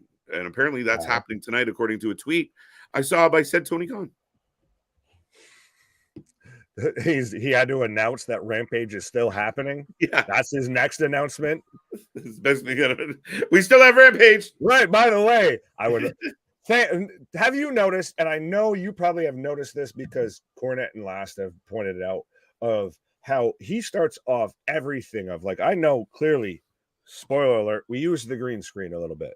A, this man's always standing in front of a green screen. B, and he starts off everything it's all pre-recorded because they pitch to him and he just starts off everything with thanks guys. Thanks, so guys. Right. The thanks guys. They should be dive into a t-shirts. tornado DDT from Miguel. Oh, I'm getting just replay. Sorry. Yeah. No, they should be marketing those t-shirts, like a TK t-shirt that says thanks guys. With the proof of hair on top of it. 100%. People, AEW fans, diehard AEW fans would buy that in droves. Oh, in droves. It would be like one of the top sellers for sure. The thanks that you just, I think I'm all for it. Let's go. Right. Speaking of what's not top sellers, though, and I find interesting, as granted, we do have one match, but a commercial on SmackDown of how everybody lost their minds about the numbers on Wembley. And that's great. That's still 10 on 10. Good on you. It's super fantastic. Granted, it's international. It's an untapped market, and people kind of felt a cause that they needed to get behind, so they got behind it. Versus the domestic audience has waned considerably and consistently. I think this week's Dynamite did 844 in viewership. We're talking about thousands of tickets still available for a Dynamite. We're talking about to where restaurants are giving away tickets to Double or Nothing. It's crazy. I get shows will paper an audience every now and then, but domestically, the numbers do not equate to what everyone was praising internationally. Right. Well, you ever see the guy that's like driving around the block within like the nicest of fucking cars, and then one day, you see him getting hauled off, and it's like, he got a repo. Yeah, like it was all facade, right? Like, and that's what like it kind of feels like, and a lot of people have talked about, Nick, of you can. Oh shit, the ref's up on Saban's arms. Oh, ref bump. Shotgun drop kick from Miguel into Saban into the ref. Oh, interesting. He's over here like Elizabeth. Right. Oh, this is going to be to where Saban would get a pin, and we're going to get like the 1, 2, 3, 4, 5, but the ref's not counting anything because the ref's down.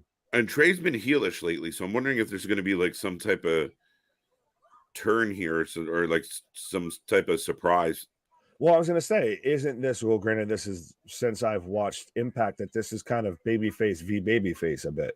No, Trey's kind of got a chip on his shoulder all of a sudden, and he's kind of, I don't love it yet. He's such a good babyface that he's kind of doing this bratty heel turn right now, and it's fair enough. As I'm getting my official answer. AJ interviewed backstage. Tonight's been very just prominently blue. I get it, SmackDown, but everyone's wearing a lot of blue. Then I look on our screen. Gee, I was going to say, I don't know where they got it from. I'm blue. Oh, there we go. Another roll up. What the fudge, guys? Roll up. That's how it was going to be, because that's how it always goes. Of you get the baby face in a situation that should win, but the ref's down, so they take the time to get the ref to come to, and then they do that, they get rolled up for 1, 2, 3. Sorry, excuse me. And that's where Trey Miguel picks up the win here. Bobby, AJ does get the win. Trey Miguel gets the win. Folks, we will remind you, we are back tomorrow at noon Eastern time, noon o'clock. We are rocking and rolling through the entire day. And like we said, a Saturday stream. We know when we're starting. We don't quite know when we're leaving, but I guarantee it's going to be a good time. Go tell all your friends. We want to blow this channel up. We want to have one of the best, if not the best weekend in this channel's history. So go tell everybody you know. Drop our link. Ask them to pop in and just say hi. Give us a thumbs up, a high five, and head on their way. Folks, give us 30 seconds, a minute. We'll turn them into, if not a wrestling fan, at least a fan of us. There you go. I like it. But and then we're back on Sunday, Double or Nothing and Battleground at the same time. Bold strategy, Cotton, but WWE said why not? Right. I feel like I've missed a whole lot of things here. You Probably. 53, my brother is 55. What? Steven, what? He's my brother. Vance, what? my brother from another mother. Half the time, I feel like it's like 4 brothers up on this channel here. And I say that in the movie, right? Yeah. The percent sign confused me. Why? What? Hassan, I feel like you just keep popping in saying hi, guys. Hi again. Howdy, neighbor. I'm getting the package for Cody Rhodes right now, and we are setting up the Macklin PC. We're setting up the number 1 contenders match. Yes, the 6-man match. That is Alex Shelley versus Eddie Edwards versus Frankie Kazarian versus Jonathan Gresham versus Moose versus Yuya Uemura. One of these names so doesn't belong here. For the six-way match to determine the Impact number 1 contender for the world title, and that's the only match left besides Macklin versus PCO. Yeah, so we're heading towards the end on this one too. Not bad so far. I am still trying to confirm that Rampage is tonight and not going to show up on like a Saturday or it aired at 6:30 and we all missed it or something. We all missed it again. No, because I think there's shucks. There's no NHL tonight. I don't know what's happening in the association. I don't know. The Vander, whatever the show that everyone's infatuated might be, airing. So Tony decided not to air Rampage. Christ, at this point, the Real Housewives of Tuscaloosa, Alabama might be airing. So Tony decided not to air it.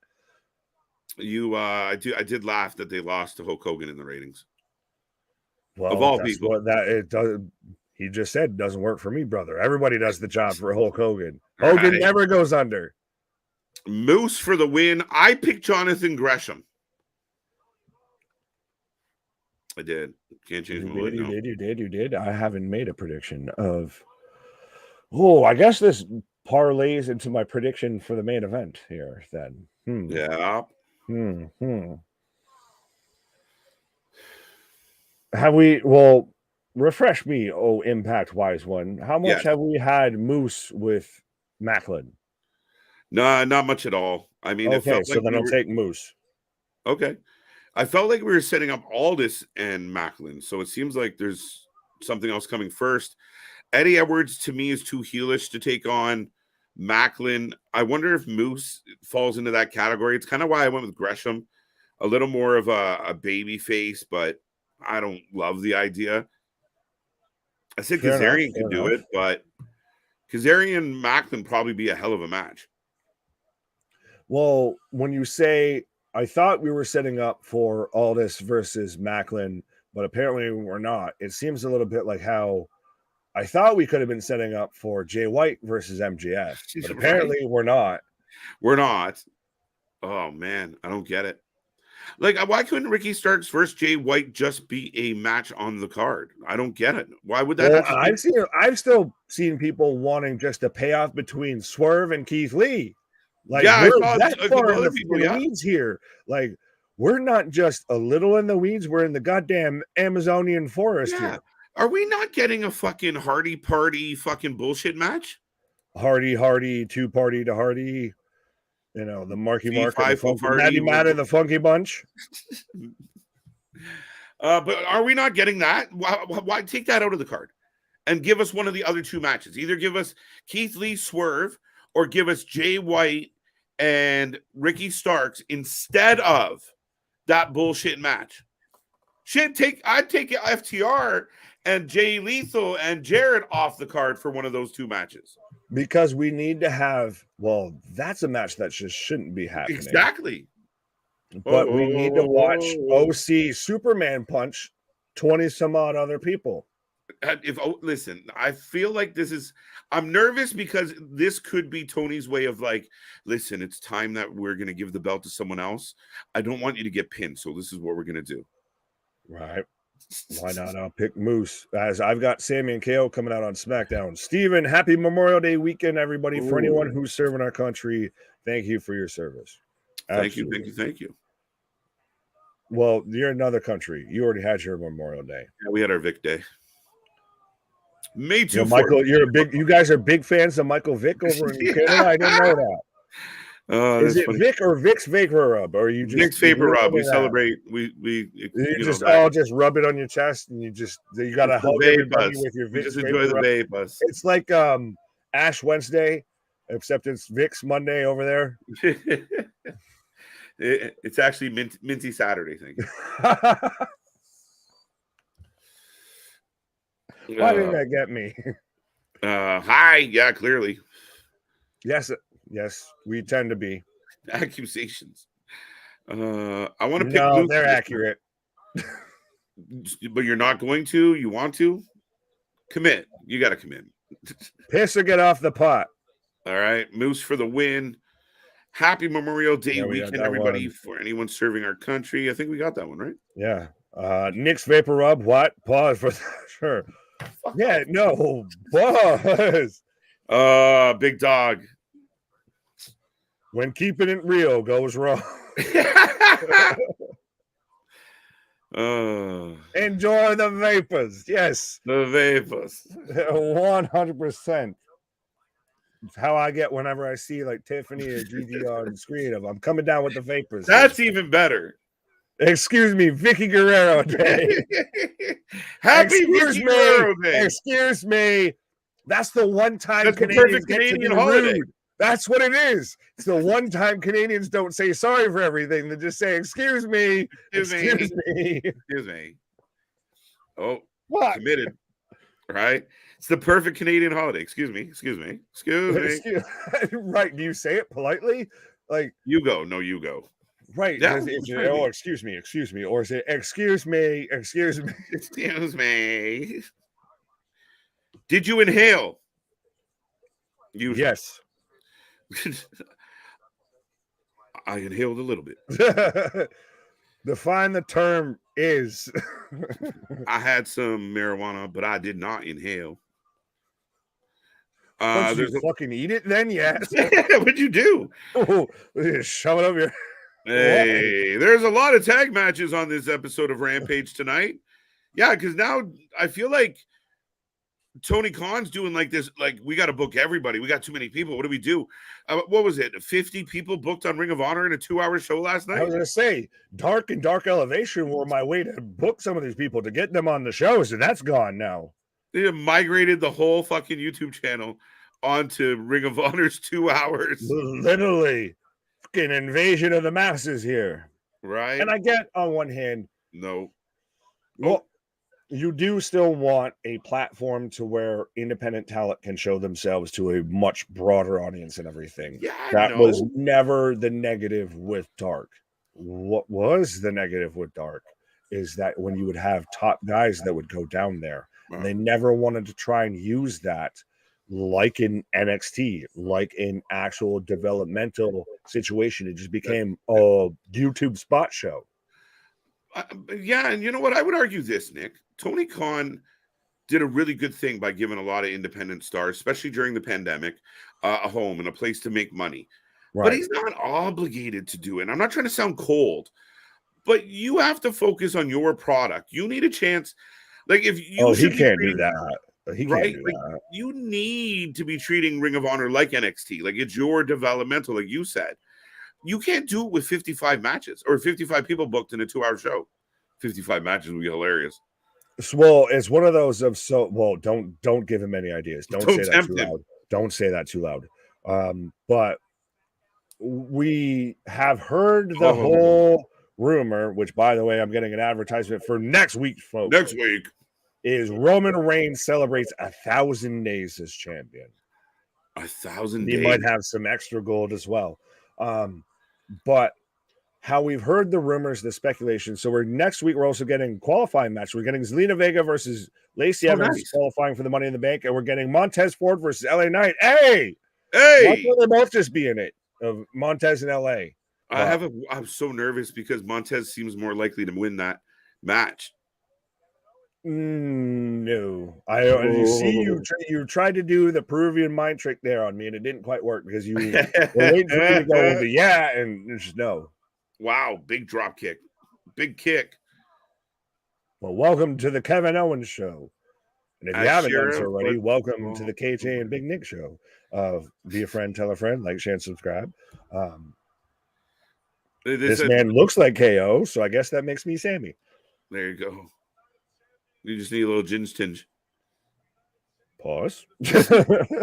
Canadian beer sucks. We got stronger beer. No, it doesn't. Trust me, when I moved, because I grew up of drinking Labatt's. Labatt's was my Budweiser and shit like that. When I moved to New Hampshire, it became a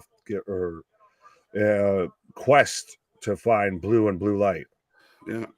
I don't disagree at all. Best friends versus Big Bill and Lee Moriarty. Riveting. I don't know what to say about it. Don't worry. No one else does either. Okay. That's why Damien could only comment what match was happening. Now, he didn't even say he was excited for it. If Damien says he's not excited for it, that's a problem. It's a problem. Ladies and gentlemen, my name is Paul Heyman. The booze aplenty. Do you buy it all into the conspiracy theories, that he's involved with Brock going after Cody, or Hunter might even be involved of Brock going after Cody? You buy into that one? I think it would be really cool if it was Triple H. If you really now, like you said, you want to put, hey Hunter, do you want to come back and wrestle? No.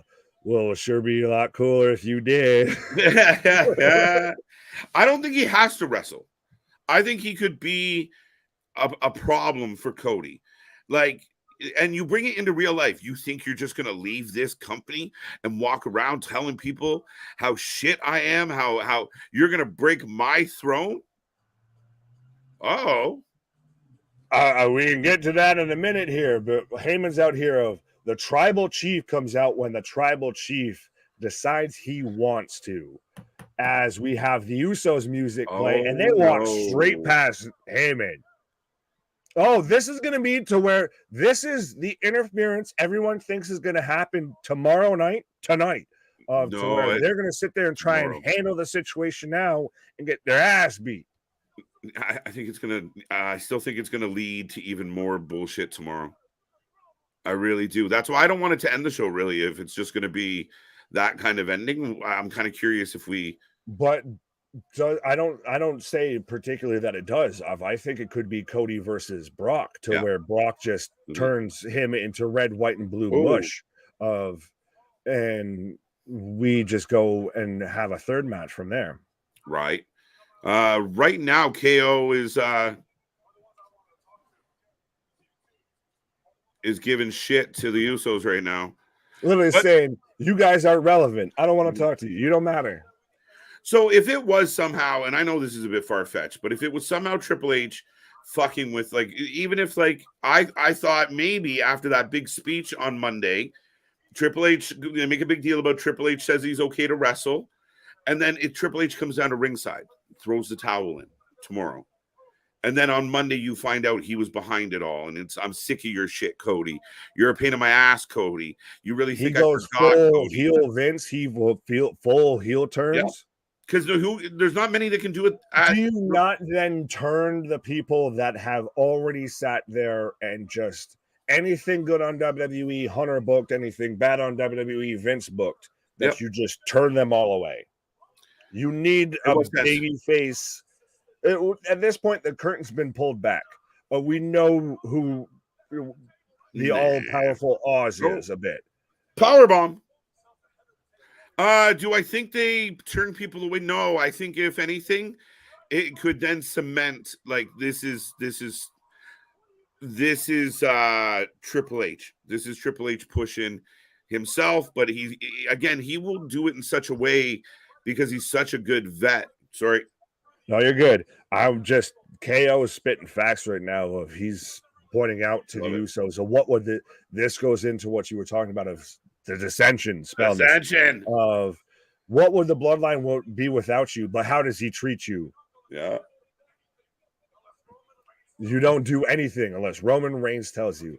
This is 100%. This is everything Sammy's been doing, all of that. This is going to be I like this because this really sells going into tomorrow night or Uh-huh. tomorrow afternoon, I should It does. say, It does. of which way they could go. And it bigs them up too. It's not belittling them. It's saying you're so much better than this. Yes. Act like it. Yeah. I'm not mad at you. I'm disappointed. Right. That hurt worse. Facts. Thumbs up if you agree. That always hurt worse. If I'm not mad at you, I'm just disappointed. Right. But see, Jimmy's got the mic now, dude, and he's smooth like butter. Oh my God. What the fuck? Jimmy is about to die because this man just But said, Jay threw his hand up. I mean, sometimes when your brother you just instinctively you just react and just go with it. Because Jimmy said when it comes to Usos, when it comes to being down one, I am the tribal chief, and slams the microphone down. And you could even see Paul's face. Paul's face was priceless. What did you do? What did you do? And instantly Roman's music hits. Now, is there any way that they're like, this is a ruse, right? Listen to the fucking pop, though. And he comes out sololess. He comes out solo and not with Solo. Yeah, that kind of usually means Solo's going back door, buddy. Pause. I still love that fucking shirt. Him as the GOAT. That's an excellent shirt. And still, it's such a heel shirt. It is wicked. It's perfect. And by the way, like, I mean, as of midnight, 1,000 days as, champion. It's insane. Right. Are the Usos allowed in Saudi? Well, they made it in Canada for they were in Saudi last time. So yeah. And they were in Saudi last time. They got the warrants are up, they can travel international. Yeah, when you got a billionaire knocking on the door saying, I really need this guy to get in this country. Roman just rolling the mic away. Jimmy tries to get a mic and Roman just grabs it and says, fuck that. I feel like they're just going to super kick Sammy and KO. Like, it's going to be like, swerve. But that still will be fucking great. I'm okay with it. Everybody wants There's no bad answer. There's no bad ending here. There's no bad ending. And Roman just smacks the mic out of Sammy's hand too as Sammy's trying to talk to him. Stunner! KO, yes! Oh! Now the Usos are faintly throwing hands with KO and Sammy here. That's why I love KO.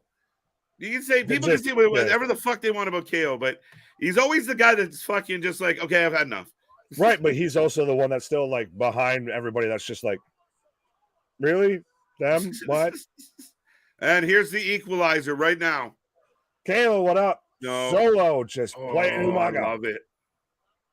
Dude, Solo's a fucking They're beast. going very much hard in the paint with this whole shark in the water thing. Shut the fuck up.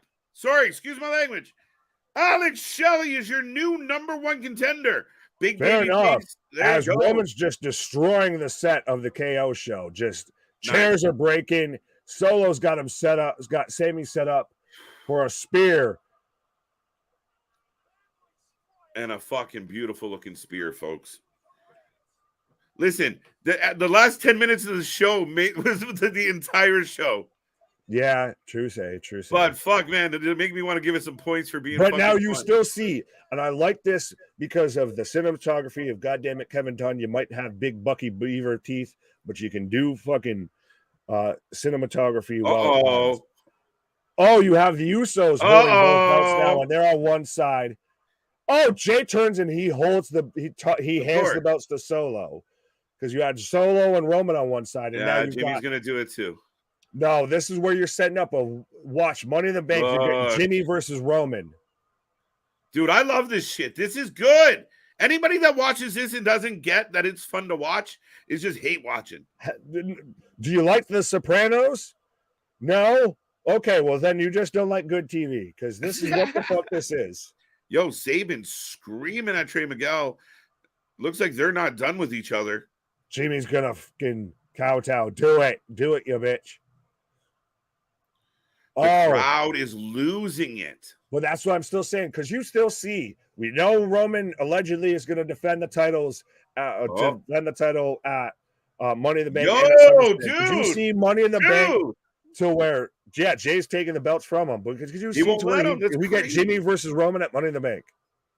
Stop Kayla. Usos cost Roman the app. That's my Wow. call. Oh, and Roman's still staring a hole through Jimmy right now. You didn't do it. It goes SmackDown just got a 9. Look at this. Perfectly back to like this is Jimmy's moment, like Jay had of. Yeah, that's great, but you didn't acknowledge me. This is the best thing in wrestling right now, guys. Unbiased. Facts. Find me something else to get you. You saw the end of Dynamite where Moxley's cutting the promo and the Bucks are in the crowd. Did it elicit this kind of like, oh fuck, that kind of emotion response? Look at Jimmy, man. All of this because you have Roman sitting in the center holding up all 4 titles, Solo and Jay doing, we the ones, and Jimmy's just in the corner like, you fucking kidding me? I'm telling you, it's setting up Money in the Bank. Whichever the next premium live event is, it's going to be Roman Reigns versus Jimmy Uso. Money in the Bank. There you go. Roman Reigns, Jimmy Uso. London calling. But that's where you get the moment because you have the 3 brothers. And as much as they have their differences, once you start, really inflicting that pain on that one brother, you get that instinctual come together. Yeah, but I don't think we've gotten there yet. No, not yet. Not yet. We could get there. They all eventually fall back in line. We all snap back together. I think what it's going to be is when we get to Roman pushes Solo, and then you get speaking of 4 brothers and all of that, like we did earlier, you get your Victor Sweet moment. You get the moment you always like of your training day, of the walls start closing in, of it's Scar with the hyenas, of they realize, no, we need to eat motherfucker too, and they all start to just tune in and circle around and realize, oh wait, no, we outnumber him. Yeah, there's more of us than there is of you. So what you gonna do?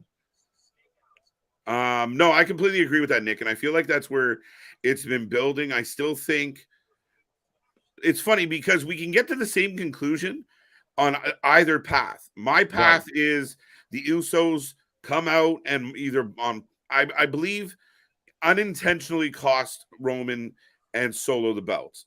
Now you believe that they could win, and we can still get to that. Well, now they're going to get all pissed, and it's going to cause the infighting, and we continue going. So it's funny. You had Roman dedicate the win to Alpha and Sika. The man dedicated the win to his dad. So yeah, right.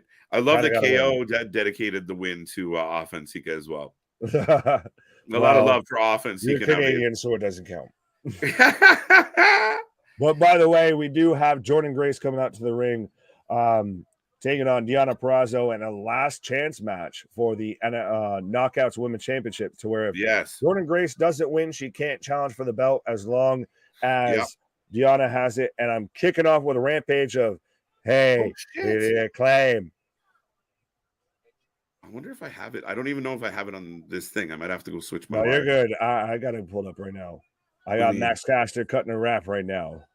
Let me see if I don't even know what fucking where they air it. Rampage. TNT in Canada.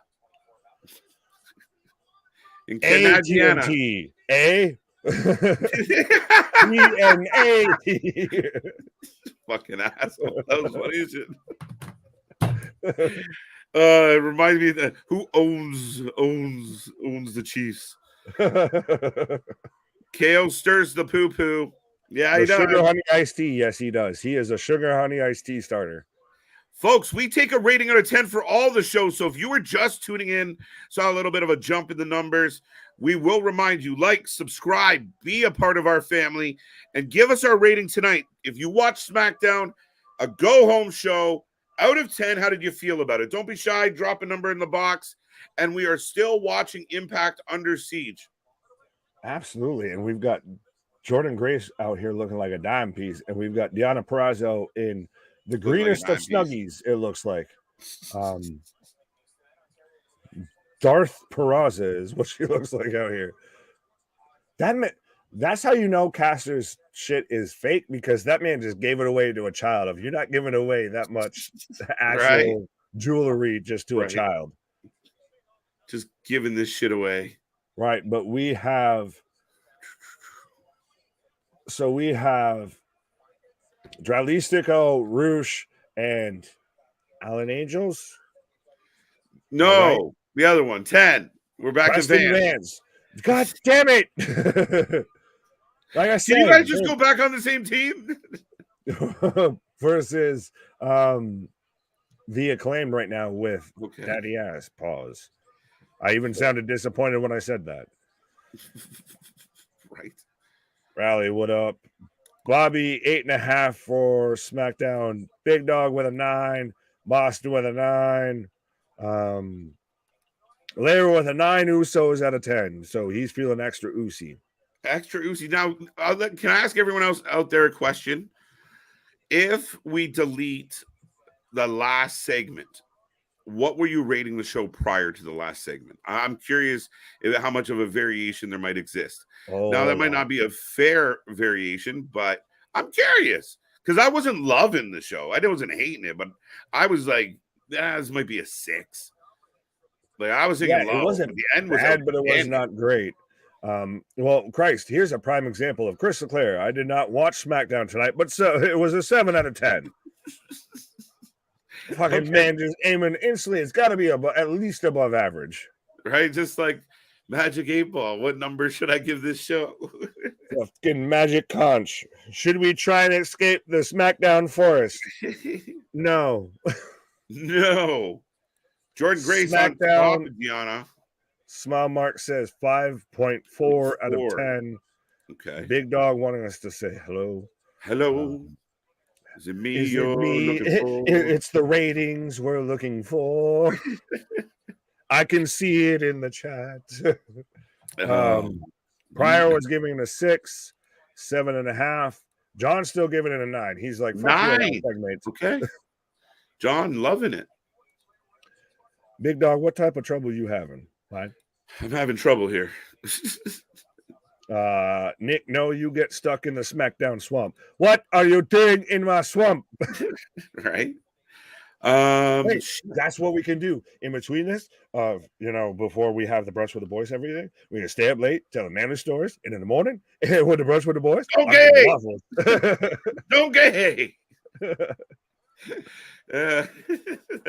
When you get ranty from now, I'm just gonna start yelling. Don't gay. See, KJs have layers. Canadians have layers. Yeah, like right. onions. Onions have layers. Right. All right, dude. I gotta just switch my shit over because you're good. I was waiting for you to say, what about poutine? Poutine has layers. Poutine has layers. Lovely, lovely layers. We see, we will donkey. So you can donkey on off here for a minute here while I've got. That's not nice. He's just a donkey. Oh, you're a girl dragon. That was an awkward note to leave on. But I've got Billy Gunn right now with Preston Vance, as I've got Peraza and Jordan Grace going on right now in the ring. I feel like I'm honestly going to pay attention more to Jordan Grace and Deonna Purrazzo than I am to the Acclaimed versus which is AEW's discount version of Los Ingobernables. But again, still, folks, let us know your ratings for SmackDown. Let us know, I guess, so far your ratings for Impact as well, or anything that we should be excited for on Rampage, because it's been a hot minute since we've actually been able to catch Rampage, because it's always been moved due to production or to scheduling conflicts here. Cakes have layers. What about parfaits? Everybody like parfaits. Deonna for the win, then Deonna versus Trinity. Oh, Rally. I agree on one half with you there of, it's a bit again of that meme of I'm not gonna lie. You had me in the first half. I don't, as we're getting an advertisement for Collision. So we're getting Scorpio Sky, he's still kicking here. Well, we're getting Thunder Rosa, Miro, Andrade, Samoa Joe, who apparently must be wrapping up with Ring of Honor, and Scorpio Sky are going to, I guess, be the figureheads of Collision. And I'm hoping that they actually make this have a different feel, and instead it's not just a couple hours of Dynamite on Saturday. But I don't know if Trinity right now is where I'd want her going for the title is where I'd want to go of. I was not a big fan, and again, I haven't been watching Impact fully week to week and everything. I know KJ has. But I was not really that impressed with her match with Giselle Shaw. It seemed like a lot of overcompensating for ring rust. It seemed a lot of stalling, a lot of dragging out a match just to cover up for a lot of stuff that just isn't there. Oh, and both women go toppling out. That's the thing is Impact still has a really good women's division, minus Trinity. Granted, Mickey's on the shelf, etc. But I mean, there's nothing even saying that Jordan Grace doesn't win this, and we just kind of run this feud back for a little bit. But you're not completely wrong there. Damon taking the Acclaim for the win. David, that Canadian have layers thing was great considering Shrek's voice actor is a maple syrup sucking hose head. David, you can sort that out with KJ here. I can't really knock, Michael Myers. You've got Wayne's World, you've got Austin Powers, etc., etc. And I'm not going to start going through full movie quotes here. But yeah, you can take it up with KJ as to about, Canadian actors here. Chris, my birthday is next Friday. Well, I guess happy a week early birthday here, as they're showing how Billy Gunn's hand is busted open here. Is this going to be the story point of the match here? Oh, roll through armbar by Perazo. Oh, Grace rolls her up into a bit of a small package there. What are you saying? He said, I think it's a boot time. We got back to our moves in Canada, eh? Waffles have layers. No, they have little squares. They have syrup suckers. Pause. When they're stacked. Oh, God. Mickey turn on Jordan. Deanna won. Richard out here with all of the conspiracies here. Well, Mickey's still out on the shelf, so I don't think, as I'm literally watching the match, that she, you're not from the future there, that she showed up and cost Jordan the match. But, spinning back elbow from Jordan into the corner here, as Billy Gunn and Preston in the ring right now. This has not been all that. Remember when the Acclaimed was like the most over thing and everyone was still clamoring that they need to be the tag titles, like their reaction when they won it and everything. Imagine if we were, instead of Jared and Lethal, we were getting FTR versus the Acclaimed for the fucking tag titles. That would be fucking a hell of a thing versus this kind of a squash match, but kind of not match that we're getting here right now, as we've got Bowens with the scissor me leg drop, I guess, instead of the what's up, headbutt. I love it when I get you like that, Nick. Why? When you get me like what? That sounds accusational. That sounds like I need a restraining order there, big dog. Why? Grace should start doing the torture rack as a finish. I feel like she's actually done that as a finish before. I mean, she was, that or the Steiner recliner, because for a minute there, she was kind of the female, Scott Steiner, but at least to go with a code breaker on Bowens or a springboard. Oh! Costa going up top for the mic drop elbow. So this very easily is going to be 1, 2, 3. The Acclaimed win, as right at the same time, Deanna kicks out on a 2 count on Jordan Grace. Your reaction to my jokes. Fair enough, big dog. Well, I think my reactions just in general are good enough, but that's just me being me. But so the Acclaim pick up the win over AEW's version of Los Ingobernables. I guess it's, Los Indistinguishable at this point, because you can't tell if they're supposed to be mid-card, upper mid-card jobbers. You can't tell where they're supposed to be on the card or what show they're supposed to be on, because they kind of just show up when Tony needs some lucha guys to lose. Nick the Good Humor Man. What? I'm not. I'm the voice of the voiceless. I am Phil Brooks out here passing out ice cream bars. Ice cream bars for everybody. Pause. You playing with my emotions, Smokey? What? Your reaction to my jokes. Oh, I got that one. Right. Oh, my shit froze. Oh, two count. Adam Cole did an interview with Wrasslin podcast. Did y'all catch that? I have not caught that yet. No, I have not. There's some stuff I catch from Barstool, and there's some stuff I don't. But I had a Bowen's cutting a promo as I've got a 2 count from Grace or from Perazo on Grace. How are you doing? I'm doing well, sir. It's been a good night. Watching the numbers grow and everybody tuning in, and we greatly appreciate it. Do keep in mind we are back at noon Eastern tomorrow. Noon o'clock, folks. Vitamin o'clock. Noon o'clock. Brunch with the boys. We're gonna have a fun one. We start at noon. We do not know when we end. We'll have all of your Night of Champions coverage.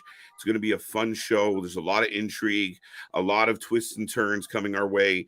And then we're back at it on Sunday for 2 shows. That's right. We got Battleground. And, of course, we have Double or Nothing here, your alternative commentary to all the wrestling folks. So make sure you strap in and strap on. Click that little bell. Know what we're up to. And, honestly, dude, I have a very serious question for you. Mm-hmm. How do you feel about the Collision / Punk situation now? And I asked that question very humbly. Tamely. Well, all right. Well, hold on here. Do you still feel like Tony was eating the egg for unnecessary? Like, if he's slow playing this, like if Punk shows up, 100%. This did nothing but. Well, this goes all the way back to, and there was people talking about Mike Myers and throwing shame at him. We've got let me go back to that things too. About Canada and everything like that. No, you asked this question. Yeah, I know. We got to run on that. You're getting I want to know what you feel. You have unleashed, the Kraken. I want to know. I want to know. For me, this has been nothing but, this goes all the way back to even the fallout from the All Out Brawl Out of AEW, Tony Khan, CM Punk, the Elite. No one involved in this situation, their reputation has never been at the same level since then. And I almost feel it never will be. And now with this whole situation with Collision, everybody pretty much knows, if you could have had Warner announce not only the show and, hey, by the way, the first show is going to be in the United Center, but we didn't. After everybody knew it was going to happen, but they didn't. Okay. Because I don't think they had it securely locked in at that point. It was still up in the air. And this whole thing has just been a lot of unnecessary eggs on faces, I feel. I don't think anyone's got egg on his face. This is a big coup for him.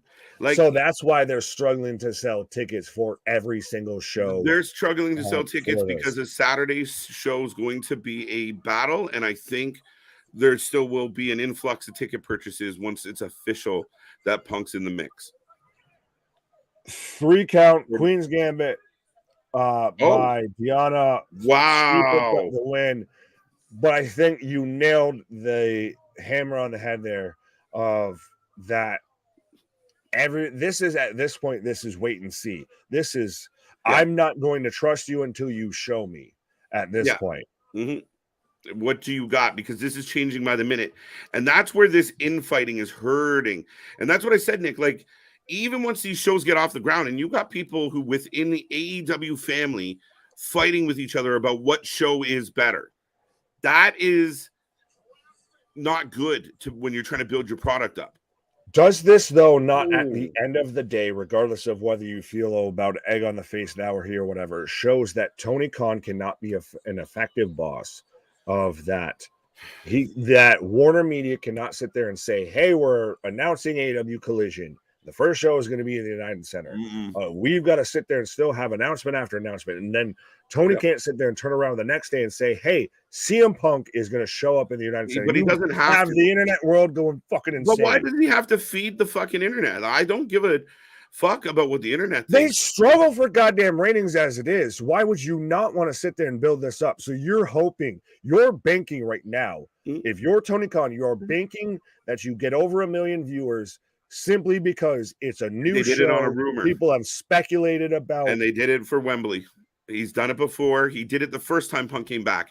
It was just a rumor. Everybody knew. It was all being reported, but Tony waited. He didn't come out and say, next Wednesday, Punk will be here. He waited. Did you feel more confident, though, that Punk was going to show up for Rampage than you do now? Or do you feel the same? Like, do you feel more confident one way or the other? I think right now I'm probably a little bit less confident than I was back then, even though there was still that level of like, I can't believe it. Right? So I think like this is Tony's baby. And I said he didn't have to, the network can know. Yeah, we're gonna have CM Punk. Punk's coming back. He's gonna headline this show. Now that you guys know, I'm going to roll this out as I see fit. I think he had to stutter step on. I can't deny that. I don't. There's a lot of stutter stepping for no reason, though. That's the thing. But I think there is some reasons, and I think like having problems with the EVP. Maybe besides Tony Khan is in the back pocket of Meltzer, the Elite, because he has no marbles. Yeah, well, that's a problem, right? He doesn't seem to have that managing capability. He has no experience being a boss, right? Like, other than bossing the butler around. So they gave him a fucking company and just said, well, it out. Dude, I mean, that's... I know. We're getting tangents on tangents here. But ultimately, it's like what I said. And to me, and I heard another guy on YouTube who I really respect talking about it, that this whole thing with Punk is a really, really good example of a little bit of the toxic attitude of the IWC that we're consistently just kind of running on emotion, and people are reporting their feelings and opinions like facts, and it's misguiding the fan base. But therefore, that again goes back to tie it, put a nice little bow on it here. As I pull in of Larry pointing out he almost forgot his burgers and fries. As Big Nick's pointing, or Big Dog is pointing out that Big Nick, I guess, is turning red. Tends to happen from time to time, but I feel like that's been the case since All Out. Is at that point, that's when the line crossed of it's not actual reporting anymore. It's now playing sides. It's that like CM Punk said on the Instagram, it's that parasocial relationship when it comes to professional wrestlers. That has been the prime example from All Out till now. Yeah, and it's really fucking weird shit, dude. Like, why does Meltzer have so much investment in this emotionally that when he reports, the thing contrary to all his bullshit leading up to Punk coming back? Oh, now, yes, it looks like Punk is coming back. Yeah, because you were talking out of your ass for weeks. But none of it's ever been a retraction. No, never is. Now, according to news sources or according to this, that, like, so Meltzer has fully set down of it's got to be CM Punk. Of he will be there. Yeah. So I'm still waiting because at this point it's what have you done for me lately, Tony? Yeah. When it's not Punk, what happens then? Yeah, well, I mean, now you're running you announce the United Center. There's no way he announces the United Center because everybody knows the implication and the connotation to that. Stalling. I don't think it's waiting for time. But why? He's already booked the United Center. I think Punk's going to show up at Double or Nothing, which would be huge, especially on a night when you're going head to head. Night of Champions is going to have what's going to have bigger headlines on Monday? CM Punk returns, or Seth Rollins is the new heavyweight champion, or Roman you know, How wins the many tag people are titles. tuning in at the end of a 5+ fucking hour show and everything on a Sunday Why does that? night Yeah. Oh, come for on. You know their fan base is there, man. You know they're going to get the buys their on. fan base? Their They're going fan to get base. the They pay-per-view will get buys. the clicks and everything after the fact. And then guess what? Hey, cool. Dynamite. CM Punk showed up. Guess what? Now you got to wait till fucking June to see him. That's another interesting fact, right? Like, do you have a plan from now till June? Will he be at a pay-per-view? Will he, participate? He doesn't have a plan from today to tomorrow. Fuck Well, off from fucking here till June. That's not a bad shout, but that's what I felt with this whole thing with Punk was people were getting really emotional and ahead of things, and we just saw it where exactly where you said your exact words were, where there's smoke there's fire. And for me, yeah, where there's smoke there's fire, except when the motherfuckers that are setting the fires are the ones reporting it. That's the problem. Well, that's when it gets in more to arson than just Yeah. a wildfire or anything. Mm-hmm. Hey, the Hardys. Yes, on Rampage. We've got the we don't Hardys, get them on Dynamite. With the Gun Club and Ethan Page coming out, in which if Tony licenses it one time, why does the Gun Club not just constantly come out to many men with the because that was cold. But probably very expensive. Of entrances, I've got Feed My Frankenstein. Here we go. Coming out right now. So we got the main event. Well, I'm going to go feed myself here quickly and take a pause for the cause here. Pause. Have fun. Well, Nick is going to take a pause for the cause, folks. I have the Hardys on my one screen. I have the Canadian Frankenstein, PCO, coming out for the main event. We will take a prediction on who you want or who you think is going to win between PCO and Steve Macklin. Impact World Title. We saw Deonna Purrazzo, Steve Macklin's wife, successfully defend her belt. Now, apparently, okay, what's happening here with the Hardys? I'm probably way behind. I don't know why Rampage is fucked. Acclaimed has become stale with me. Another example of a hot young team that got themselves over and the booking fizzled them out. I hate to pick on Tony, but he's great at spot booking. Oh, they're going to use Hook. Okay. So Hook is going to join the Hardys. This should not be a double or nothing match. You should have taken the Hardys and Hook and put them in the fucking Battle Royal, because I really think it's a shame that Jay White and Ricky Starks don't get to, even if they open the show, they don't get to highlight what they could have done. This is a big signing, and a guy that, for all purposes, it could definitely be one of your pillars. It's disappointing. I'm disappointed, folks. Patrick Duffy, dog. We got Dustin Rhodes and Keith Lee in the back. Okay. Steve Macklin for the win, Damian says. Dog, pause. That's okay. I'll take your word for that. All right. Not sure. Wise choice, Larry. Gotcha. I don't think we see Punk at double or nothing, in my opinion, but I hope yours is right. And listen, maybe I am jumping the gun. Nick has a good point. We do have a lot of time to go. I just feel like I said on Wednesday, guys, like, you hear me talking about some of the booking decisions about Tony, and I'm more than happy to, call it the way I see it. And when it comes to all of this, I think some people get lost in like the dirt sheets are dirt sheets. And again, when you do have dirt sheets on your payroll, you can manipulate the fan base, make them think certain things, make them lean one way or another. So you got to be really careful. I try and hesitate for some of the more reliable sources to report something before I kind of take it home. And it's just, I really think my theory of Tony Khan needs to separate as far from the Meltzers of the world for his own sake. I think he needs to get away from that man. I think he's doing so much harm. Being the little fucking hand puppet for the Bucks and the EVPs, it's doing nothing but hurting Tony's business.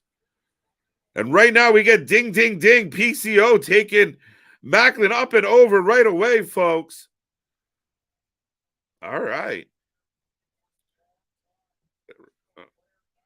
I got Nyla Rose in the ring as well. But yeah, I mean, with Tony and this whole situation, I feel like he could have grabbed the bull by the horn and really taken charge. I can speak English. I promise I can. He probably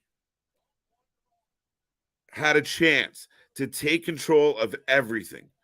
Step up, be the boss, be the authority, but he went this way. So trying to give him some support here, but we can't be mad at him for something that he didn't put out there. He didn't leak anything. People just started running their mouths, and then the fans expect it. So we'll get it eventually. Maybe we don't get Punk as soon as I think, but I think it'd be really cool. Steve Macklin for the win. Nice. Right now, both men out on the outside, suplex onto the stairs. Who won the match for the Impact Knockouts World Champion? Brooklyn Joker. Welcome back. Welcome back. We had Deonna Purrazzo take the W over Jordynne Grace. Jordynne Grace will not be allowed to compete for the title as long as Deonna has it. Sheeta and Britt Baker out here. Shafir and Nyla. There you go. Garbage can. And they called no DQ for this main event tonight. You knew PCO was going to go through hell. I'm just so curious to see how they do Collision. Like, will they have separate titles? Will they use all talent on both shows? I wish there was some clarity on this. Yeah, I think to your point, you announced like we're gonna have a new show. Maybe you should put it out there of what, even if it's in your monthly press, your conference call. Yeah, we're gonna do Collision. This is the following things that are gonna happen. It does put people at ease. I'm a big proponent, and part of my argument over this Punk thing with Nick was the wrestling shows have no obligation to tell us what they're doing behind the scenes. They've pulled the curtain back so far that people now expect to see behind the scenes, but you don't have any right to it. And if Tony wants to slow play something, if we want to go in any direction with the storytelling of Vince or Triple H, really doesn't matter. The product just has to be good. But yeah, maybe you should tell us. Long ass answer. Here's Sheeta and Dr. Britt. Yes, we got a tag match. DMD for the win. I'll agree with you. Yep. Damian will go that way. And right now, PCO has got Macklin busted wide open.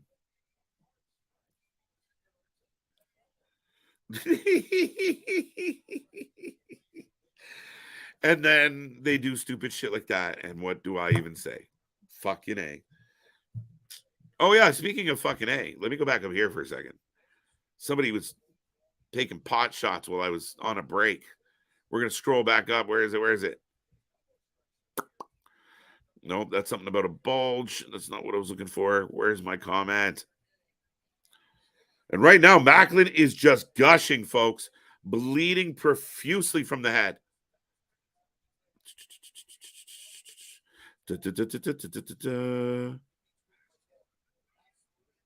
Mark, that's exactly what my point is. And again, it becomes detrimental. I still say boycott the Observer. I wish I had enough stroke to make it happen. Picture for this match. Get the fuck out of here. The Canadians have layers.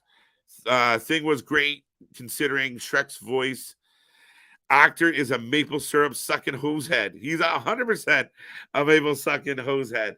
No, I'm good with that, Dave. It was funny. I didn't know what you had actually said, but yeah, Michael Myers is definitely a Canadian legend, but I believe Canada has supplied the world with lots of laughs between Michael Myers, Jim Carrey, Martin Short. The list goes on and on, guys. I love it. Funny bunch of fuckers up here. Sheeta Baker for the win. Makes sense. Trey won Joker. Sorry, Joker, I missed you there. Yeah, Trey won, but it looks like that rivalry is going to continue. They were pretty heated backstage after the fact. I find it so funny, by the way, guys. I'm getting a commercial for Collision right now. And there's Miro, there's Thunder Rosa, there's Andrade, there's Joe. And it's just crazy to think these guys and girls were just sitting, like they were there for the using. But now that you got this other show where they might not beat up people, oh, here we go. Like, it's just such a weird, like, is this really happening in a professional organization? Even if it takes TK 16 announcements to do it, I just get it started. What's Collision? What are they doing here? A valid point, Boston. Absolutely. Provide something, right? But again, I think it's Tony learning. He's learning on the job. Sheeta Baker for the win.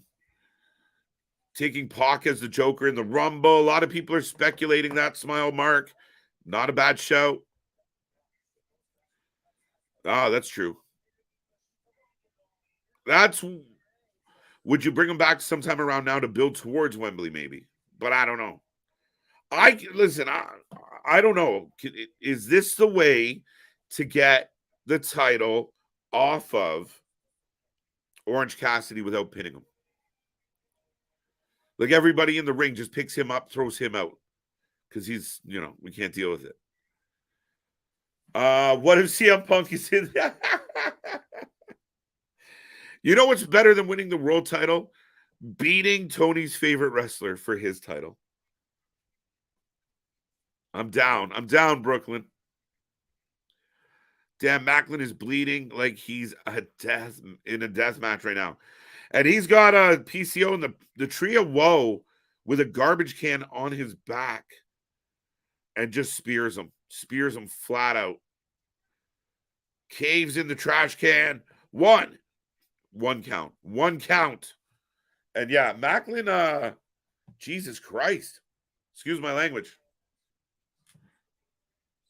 But Macklin is bleeding. Bad, folks.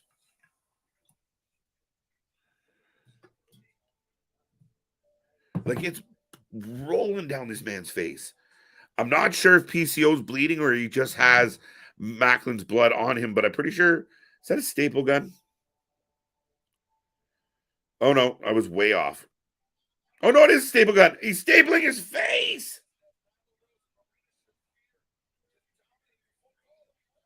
Bro, where's my buddy? Okay, so wow, PCO is 100% bleeding right now. Macklin just stapled his face and chest with a staple gun.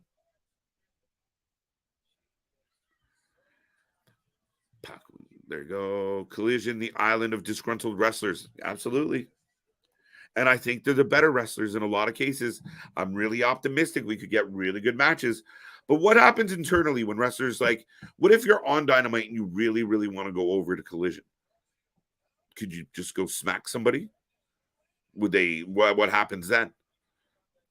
I'm really curious. And we talked about bad ticket sales.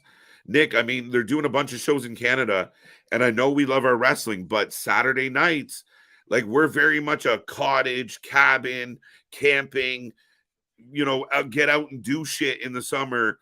We don't get, we take advantage of our warm weather when we get it. So, yeah, I mean, it's a Saturday night's going to be interesting. It really is. Jack, welcome. Jordan Grace has been a free agent, KJ. I love the idea of Jordan Grace going elsewhere. She would help elevate AEW's women's roster, and she would also be a huge compliment to the WWE women's roster. I can't believe this Nyla Rose match is still fucking going. In a professional organization, no. In an organization, yeah. Yes. All right. So Macklin's got a cinder block. No, what do you call it? He's got a path tile, essentially. They'll come back to me. Where's Mr. What's the word I'm looking for? Macklin's a big fan of fucking raspberry jam, is he? Oh my God, right? Bro, Moxley ain't got shit on Macklin right now. Now, we saw this the other night, Nick. There it is. Gig ain't got shit on me. He shattered the stone on his back. This match is crazy brutal. As we've got Sheeta and Baker versus Shafir and Don't Fear. Yeah, I can't believe this match is still going. Lockjaw. That's the only person right now Roman Reigns fears is Marina Shafir because she's always out there of, do you know who I am? Right. Oh my God. Please tell me because I don't. Yo, PCO up after taking an outright beating, taking a sledgehammer to the back. Bro, this is so much Abyss and like Monsters Ball matches of like we're gonna break the tombstone over Abyss's back and everything. PCO is just Canadian Abyss. Not bad. I'll accept that. But yeah, I mean, that was what was that, a code breaker? Leg drop from the top rope. Good googly moogly. Oh, and Hayter's still selling the shoulder injury because I've heard she's it's legit been speculated, it's been talked about that if this is an injury report, if we're talking about this as sport versus entertainment, that she is at least listed as questionable for Double or Nothing. Right. Yes. I mean, that's why I thought maybe Toni Storm beats her. Don't you do that. Don't put that was my call. I'm sorry. PCO on the top, senton on the apron. Gee, Trent, what up? I'm trying to sit there and recall when Iverson, I'm trying to recall what team Iverson's wearing the jersey of right there. Is that an All-Star jersey? Honestly, it might be. I mean, Iverson's been around for a hot minute here. Did Grace win? No, she lost. Right. Smile, it's for the International Man Jobber Championship. Man of Jobbery Championship. Yeah, well, because you thought it was a number one contender battle royal. It's like, no, it's for the International Man of Jobbery. So essentially the story was that everybody or 20 people had challenged Scott Pilgrim, so he decided to take on the world. God, sorry. Dude, did you see him staple his face? No, I'm looking at the ring mat on the outside, and I understand, fuck me, oh, look at the puddles. You mean that's what you're talking about, right?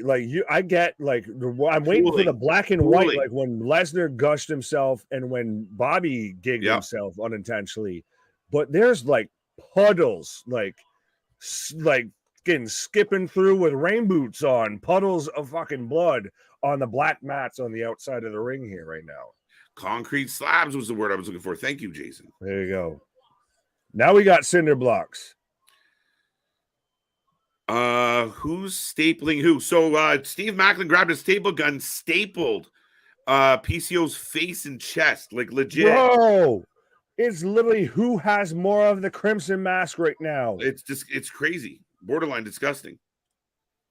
John Moxley at GCW, so we can't really talk, but oh no, I'm all for it. Reverse DDT there from PCO on Macklin.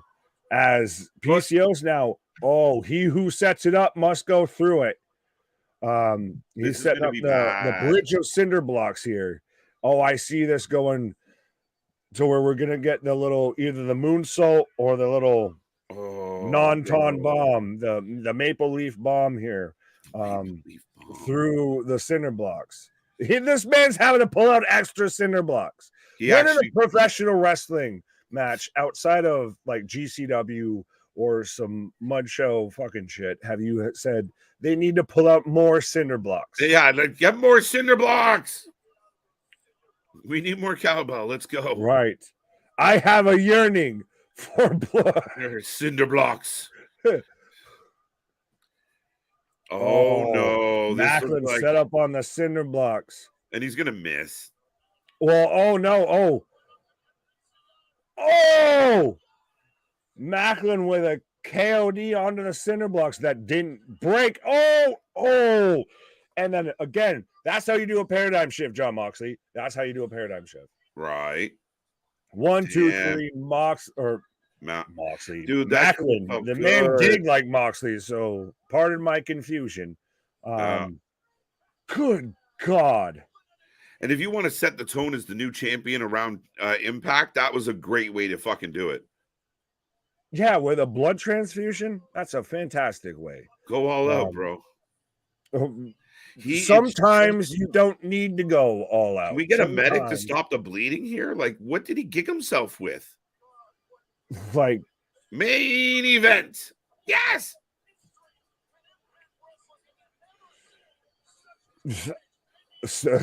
Never in Impact Wrestling have we seen such carnage. That's why I was stuttering and stammering here. This man's gonna cut a promo right now, gassed and gushing here. This man's wetter than the fucking Kool-Aid man with blood right now, but we're gonna cut a promo. Oh, it's the Syracuse Nash jersey. He only wore a few times. I'm from Cuse. Shout out, because I'm from upstate New York, so I went to plenty of Cuse games and shit like that. I went to field trips and I was about 3 hours north of Cuse. And shout out Carmelo. Dude, time out. Is that Macklin's forehead completely? Look at that. The shit wound. That looks like he's got an 8 head. Yeah. Look at the wound, bro.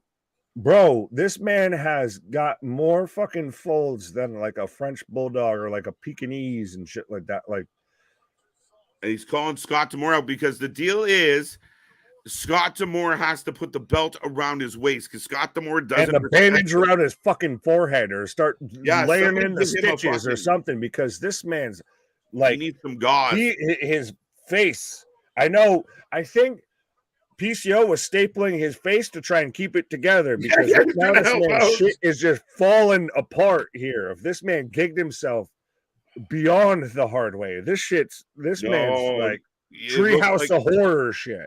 Dude, this is gonna be like some like stapling it, like you said. Bro, he legit has an extra layer between his forehead and his hairline, and it's the part of his fucking scalp. Wait for his brain just to fucking poke out. Coming out. This is some Hannibal Lecter shit. Bro. I don't give a what's happening on Rampage. I got the best friends, but no, fuck him. This man's forehead needs a best friend. This man's forehead needs a bandage. Like I said, the Impact Blood Transfusion Championship, apparently. This is what an amazing scene, though. Like, this goes down as an iconic visual in Impact history. Is Scott D'Amore strapping this man on and his forehead? Is this because of how bad Macklin's gigged, though? Yes. It's like that is an epic visual. The whole ring mat is literally covered in blood.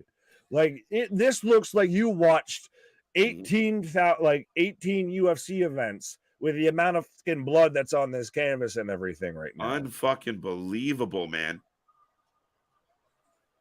And yes, Trent, and he's still walking. Like he's gonna faint if he doesn't get back there. Like I'm serious. Bully! Fuck off. Well, don't worry because Bully's just choking out Scott D'Amore. Oh, really? Now we really are gonna kill this guy. Oh, it's D'Amore! Shit! I like it, dude. I like it a lot. Yeah. Choking him out. Is that a goddamn belt he was choking out with? I think it's good God, like at this point, it's not even funny. Like Macklin looks like in a fucking cartoon, the kid that like eats the cherry pie before it's fucking cooled and shit like that because he's got so much goddamn red on his face. What's that? See, it's Sandlot, isn't it? The kid that pukes at the pie eating contest? Yes. No, Macklin, go home. Get some treatment. Go backstage. Stand by me. Need medical assistance. Macklin coming back out. Oh, he's setting up the Bully and Macklin are working together. They're going to put Scott D'Amore through a table. Is this their Yeah, because they halfway wannabe version of when Bully put Dixie through a table. Yeah, they've had issues. Demore throws his weight around quite a bit lately, right? This man's got too much of a white t-shirt to be in the ring right now with Macklin. So does Matthew Reinhold. Oh, look, Reinhold sides in. Oh, they're pouring the gasoline on the Drama King Matthew Reinhold. Are we going to get Aiden English back in the ring? Oh, no, they're spraying Aiden English with lighter fluid. Yeah, but this man just took a bump onto the canvas, and his white shirt is pink now. There was rumors about Aiden English maybe leaving Impact and joining, because he's a free agent, and maybe joining an AEW like Rusev is back. Miro might need a Miro day. Could you? I will not lie. Episode 1, as we've said about Impact or AEW, and especially Collision. Oh shit! We get Rusev Day. Imagine that's how you open Collision. Bro. If you already have Punk, right? Punk has to open Collision if you don't. No, he ends. He ends. If you haven't given it away, he ends. Dude, if you haven't given it away, you keep the best for last. Fair enough. So now Saban's out here and Shelly's out here going after Bully. Dude, this is completely broken down into, we got people with lighter fluid. We've got blood splatter on the cameras even. We've got lighter fluid on tables. We've got Big Bill and Who Gives a Shit in Rampage right now. Are they trying to end Scott D'Amore? Well, like I said, this is Dixie Carter. Yeah. The Carnival Ride with the Chew Cud. Yeah. Yeah. That's the only reason anyone of our generation knows the song Tequila. No, I remember Pee Wee Herman. He made me think of that song. Oh, not this way! Not this way! Fire! D'Amore gets power bombed through the burning table. Why? As we get muddled, holy shit chants. Scott D'Amore gets power bombed through a flaming table. Folks, can you hear me right now? Yes. EC Dub. EC Dub. This man's just checking to see if he's muted. Yes. Like, what? To me, this has so much more of an impact if the crowd gave a shit. Like, they care. This is small. All 5 of them, all 3 of y'all out there. It would be nice to see this in front of a couple thousand people instead of a couple hundred people. Yeah, you give me a Rampage sized crowd and they're doing this shit, definitely bigger pops. You just saw a man get powerbombed through a flaming table. So we're getting an alignment between, as we're getting a hard cam shot of an alignment between Macklin and Bully Ray, and literally this is Impact incarnate. We have Macklin gushing and empty seats directly behind his head. I didn't know you were going. Like that is Impact incarnate of this man after dying, getting power bombing the authority figure through a burning table. It is gushing blood, has bled from pillar to post, is redder than the fucking blood moon and all of that. And there's empty seats right behind his head as he's holding up the championship. Professional wrestling in 2023 incarnate. Someone send me that as a framed photo and black and white, and I will hang that in my apartment of just professional wrestling in 2023. Because that is that encapsulated of this man gigged himself worse than he ever needed to. I don't know if he gigged himself. I think he got it the hard way.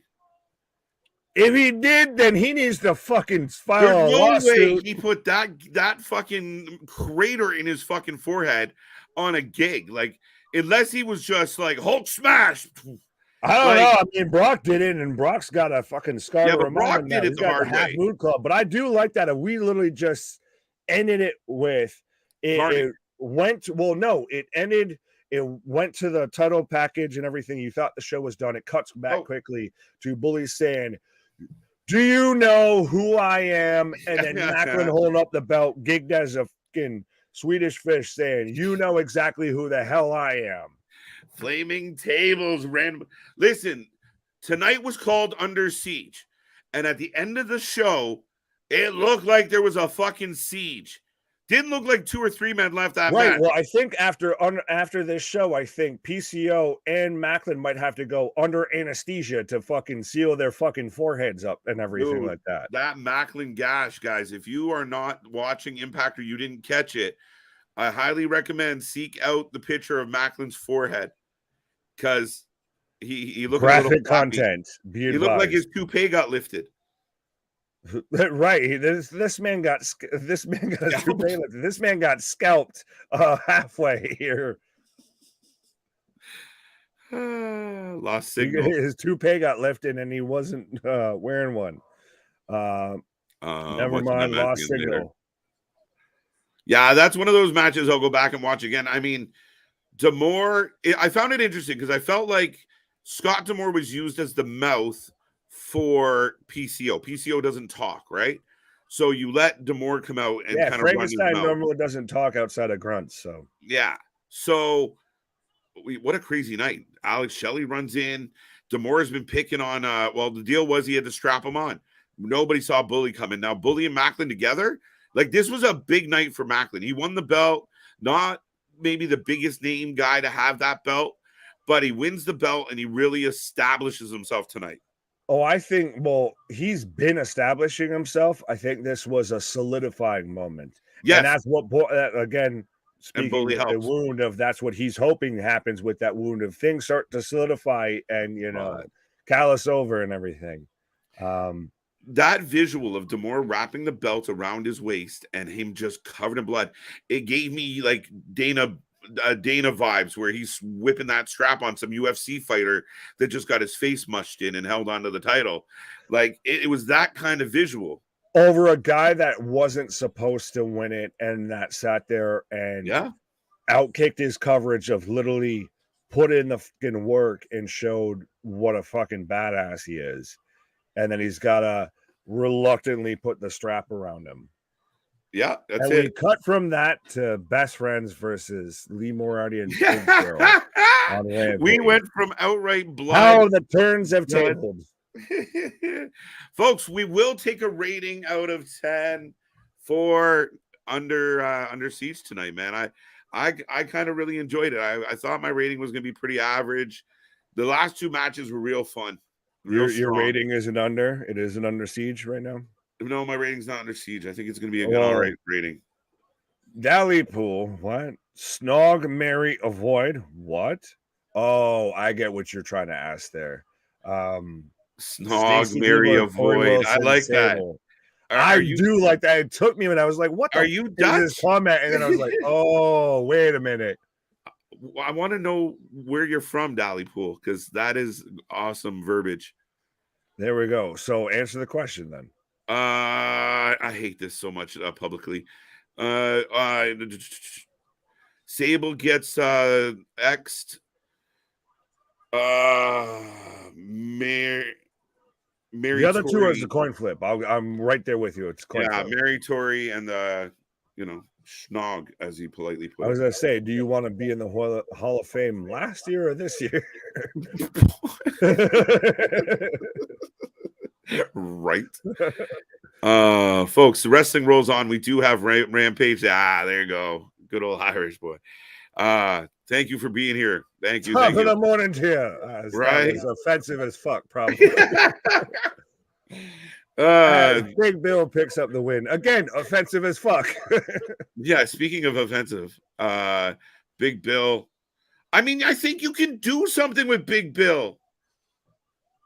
But not like this. Yeah, like change his name back to Morrissey or W. Morrissey or anything besides Big Bill. Big Bill. Big Bill. 10 out of 10 from Chris. That's a strong statement, sir. No, homie there with the fucking bald head in a Chiefs jersey in the front row. He looks like his name should be Big Bill. Not fucking Cass XL, Right? Big Cass, W. Morrissey right now. His name doesn't look like it should be Big Bill. Man, I'm telling you, bring Enzo back and have a rivalry between those two and FTR. That's your summer tag team rivalry. Reunited and it feels so meanwhile, soft. we've got Roosh, Commander, and we've got the Lucha Express here. We've got the Lucha Party. AW's Lucha Party, Lucha House Party. What? Why didn't you guys have something The to do? Lucha Catering Party is in front row here. The Lucha. Oh, okay, wait. Party. Okay. The Lucha Bros, Commander, and Bandito. So now we got a Lucha Brawl. Wait, there's more people.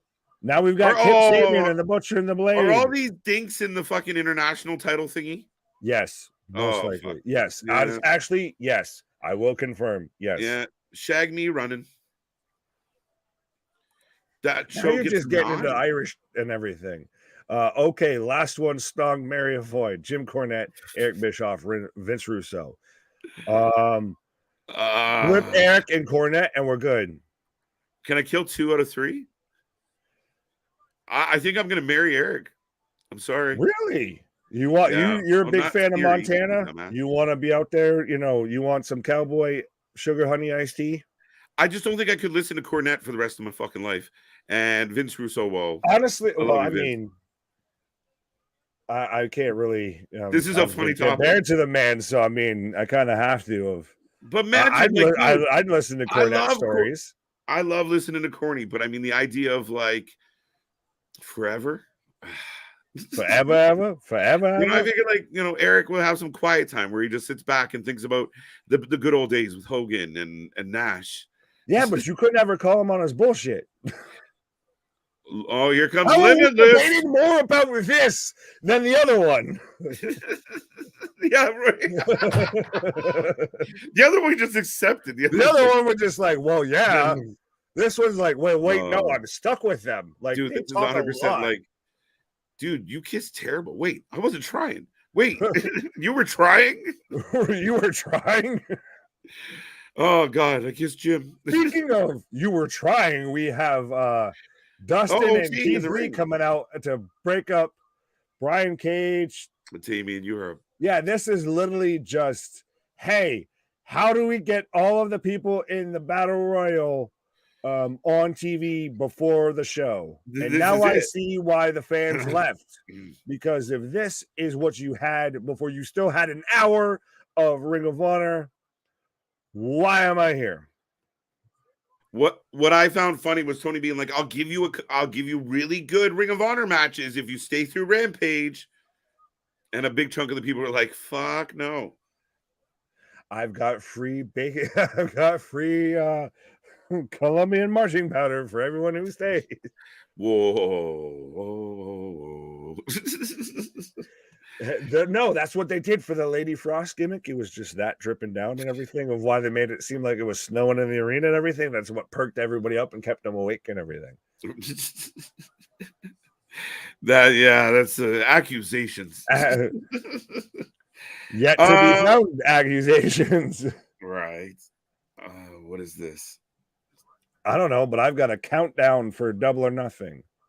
Yes, as do I. Why don't you count down to fucking tickets being sold there, Tony? It is really surprising when people talk about like AEW wants to consider themselves, and the diehard of diehard AEW fans truly believe that AEW is competition. Mm-hmm. But when was the last, like, buy a hamburger, get to go to fucking, Money in the Bank? Like, are you kidding me? Right. Are you kidding me? We built up, no pun intended, the pinnacle of our world heavyweight division. We've got the 4 pillars. We've got literally the top 4 athletes that we're forming our company around in the main event for the world title. But if you buy this goddamn cheeseburger, you can get a couple tickets there. Like, what in the name of carny bullshit is that? Like, yeah, you want to be considered like, I get it. And you want to move the tickets, but a lot of people speculated, and I know I'm going to take heat for this. I do not believe this before I say it, but I did read a lot of speculation about, certain people trying to inflate the Wembley numbers and da da da da da da. Man, I don't give a shit. Like you said, it's novelty there. I would be really curious how they do the second time they go back. Will the novelty be worn off? But you see it. Canada sold out, sold out, sold out. Now we've seen it. Now you're coming back. We're like, I don't even think it's fully that it's novelty. I think it's also they justified it behind a cause. And people, if there's one thing us as a people are good at, whether it be right or wrong, it's getting behind a cause. See you tomorrow for Night of Champions. Remember, Bobby, it is brunch with the boys, so don't miss out. We will be on early. Have your breakfast, have your vitamins, have your Wheaties, have your bacon and eggs. Look at that. So there you go. I'm happy to hear that. Oh, fair enough. If it's truly been debunked, I was going to say, can you show me the evidence that it's been debunked? Because I saw some pretty damning evidence that it wasn't. Right. But yeah, I mean, it's a bad look. You want to be better than that at this point in your ticket selling career.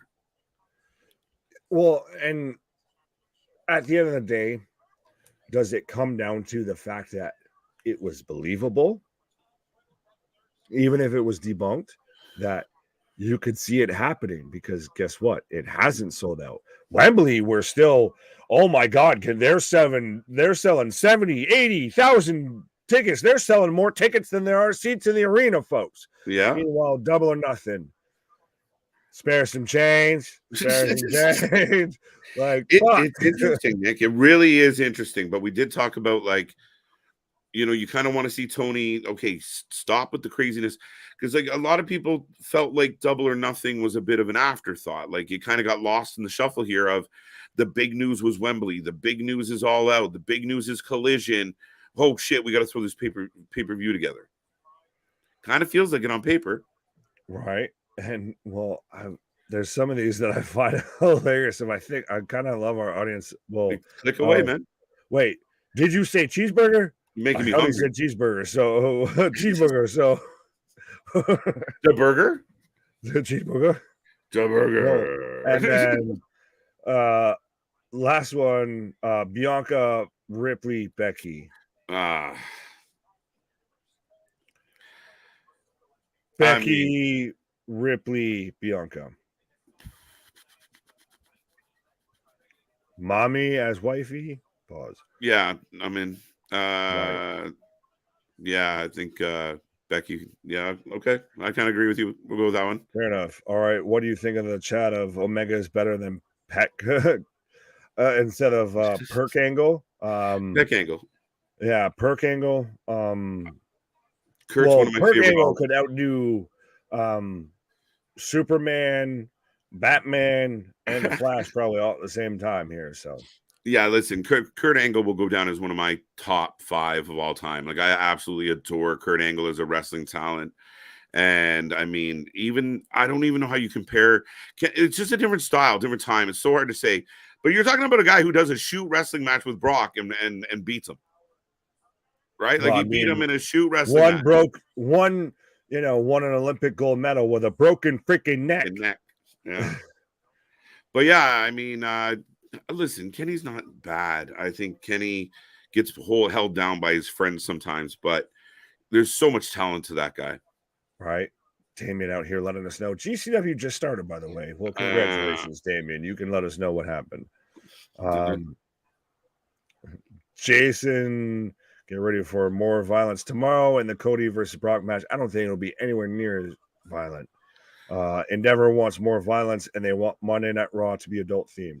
I do not disagree with that, but everything Blood lately they've shown in black and white. They won't show any. Yeah. Definitely in replays. We'll see what happens. I mean, again, I think a lot of that's speculation. Again, check, I'm always curious who the sources are and how everybody knows. Like, it's the funniest shit. But anyway. Right. Vegas is hard to sell out for anything. There is so much competition in that city. Yeah. Well, especially, oh no, that's in especially when you move the field goal post. It's really hard to kick it through the uprights when you keep moving the fuck around here. I'm trying to figure out if the Vegas Knights are playing on Saturday. That is a good question. Well, this would be in the MGM Grand or Sunday, right? Which is the same one that they just had Dynamite at. Yes, That they literally were having to black out seats, which I know. Oh my god, that's going to be another fucking thing because I've seen people sit there and point out pictures of WWE having to do the same thing. Of granted, they'll have to go back to EC3 and all of that, and I get it. It's one of those when one side harpens so much and beats the bell so much on one thing, you kind of have to call them out on some shit. Right. Yeah, you kind of gotta call them on something. I'm curious why Dave thinks that Double or Nothing would have been better in New York. No. I was gonna say, is there that much gambling allowed in New York? But even then, still, no. Fair enough. You're gonna try and do Double or Nothing. What in MSG? Yeah, no, you'd go to you do Barclays. Even if you do Barclays, I don't think so. Could they sell out Barclays right now? No, shit. That's the thing is, what would they do in NYC that they're gonna even get the same numbers that they would? Right. Fair enough. Dolly says, sorry for my spelling was on the beers tonight. Don't apologize for the spelling as much as we don't apologize for our stuttering, the vitamin tonight. Well, I was going to say, isn't that just called tap water in Ireland? Yeah, a little bit, right? Well, I was going to say, which, by the way, then I guess, Dolly, you can go ahead and check out our interview with all the Irish lads. And that's right. Popping up of 100% if you're from Belfast, shout out Finley there. But we've got a whole pretty much roster of Irish lads that we've interviewed and everything. So we have done several interviews with our friends over in Ireland, some of which who have made it over to North America now and are trying to make a name for themselves. So absolutely love the guys Shout over out there. Fight Factory, by the way. Yeah. Are we having a wee bit of a creature, Dolly Pool?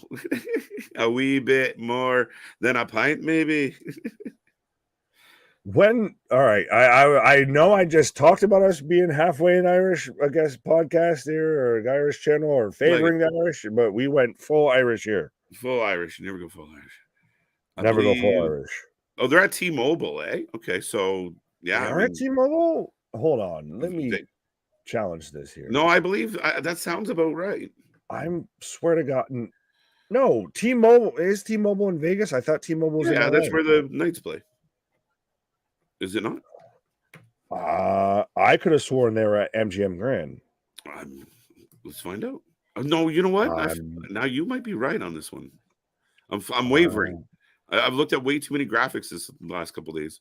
I'm Googling it right now. Somewhere in Florida. It is in the T-Mobile. Fuck off. There you go. That was an aggressive turn right there. Fair enough. I'm wrong. Screw you. Yeah, fair enough.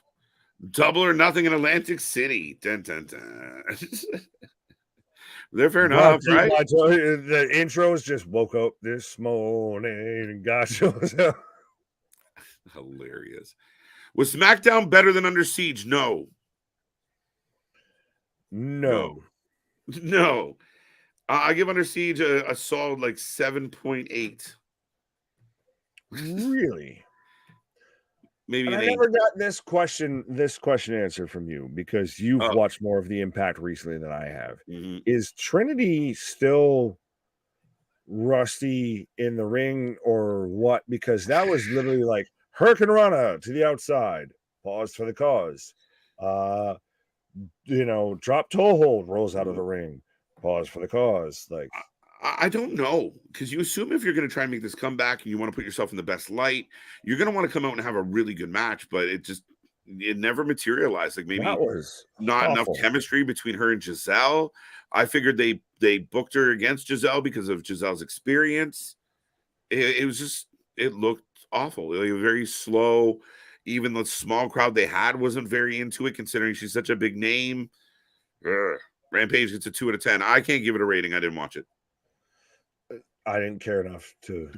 I'll agree with you, Damon. If you of all people, gave it a 2 out of 10, that is gospel at this point. Honestly, this man is excited for everything from the sun rising to the sun setting. So if Right. you gave it a 2 out of 10, it's got to be. It's your birthday, big dog. Did I miss that? Did we not talk about this? I feel like this is important. Have you seen it? Have you heard about this? Have you? I don't know. Is that the truth? I don't know, but I like this. I'm on the Panhandle Perp. Well, see, I'm gonna go full donkey though.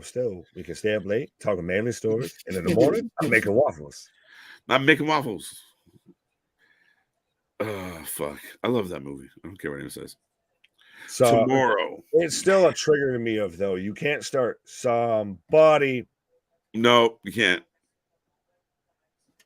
Instant. I don't think I'm waiting. I don't think Trinity is rusty. I think she's just getting used to performing in front of a different crowd. A smaller crowd. And Not maybe different, smaller. Well, and I mean, it probably a different style, right? Less scripted, like a less rehearsed, right? A little more call as we go, right? Zack Sabre Jr., bro. Where? What? No. Tomorrow, KJ, I'll be 47. Big dog, congrats. A day of a champion. There we go. Perfect day for Big Dog. Right. Oh. Then I saw, God damn you, Big Dog. I was waiting. I was like, you didn't even do it. Like, no one sold my for that. Of like, you wanted me to. I was somebody just to go. I was just. Yeah, but I was waiting for somebody to just burst in with the somebody once told me, and then then I saw her face. Now I'm a believer. Left you hanging on that one, bro. Right. Hang out to fucking dry there. Like Macklin's forehead there. Hang Big out Dog to got your back. Dry and callous over. What kind of cake you getting? A cookie vitamin. Cake. Oops. Red velvet. All right. Yeah, she's good too. Just stumbled across, yeah, right. Speaking of cake, just stumbled across you boys, and I'm sticking around. Dolly, give us 30 seconds, like Nick says, and we'll turn you into a fan of us. Maybe not the wrestling. Right. The wrestling may suck, but we never will. Why? I love it. The WWE style is so much different. If that slow paced stuff is all she knows, very true, right? Like if you're very used to like, almost like dancing, right? Two-step. Right. So when do we cut to the commercial break now? Of here, see, I did this, and then you rolled out to the outside, and so then we do a commercial break, right? Right. She thinks you're on commercial, and then I do another thing, and you roll to the outside, and then another commercial break, right? Yeah, Giselle's fucker. The camera keeps rolling here. Kevin Dunn's not back there now, right? Giselle's like, "What are you doing?" She's a commercial, right? Why do you keep dumping me to the outside, bitch? Have a match with me. Fight me. What? Fight me. What are you doing in my swamp? Not everybody is Shrek. I can make them Shrek. Apparently. You're telling me Trinity with all that fucking neon, lime green, highlighter, yellow shit is not Shrek? It's glow in the dark. That doesn't fit there. That's like Toxic Waste. Well, she's Yoda. She's Kermit. She's a Ninja Turtle. Which one? Yoda. What the fuck was that? If anybody got what I just did, you are my friend forever. All three of y'all, because that's the only people. I met him in a swamp down by Dagobah. Oh my God! Poking my head. Stop it now. That's the only thing I got for you. All right. As we're going off the rails, we're literally almost 12 hours away. One will be right back here like a jackrabbit covering Night of Champions, as you see directly above my homie's head there. Chocolate chip. No, it's ice cream cake every year. Sorry, boys and girls. Ice cream cake is best cake. I got a July birthday, man. That is S tier cake.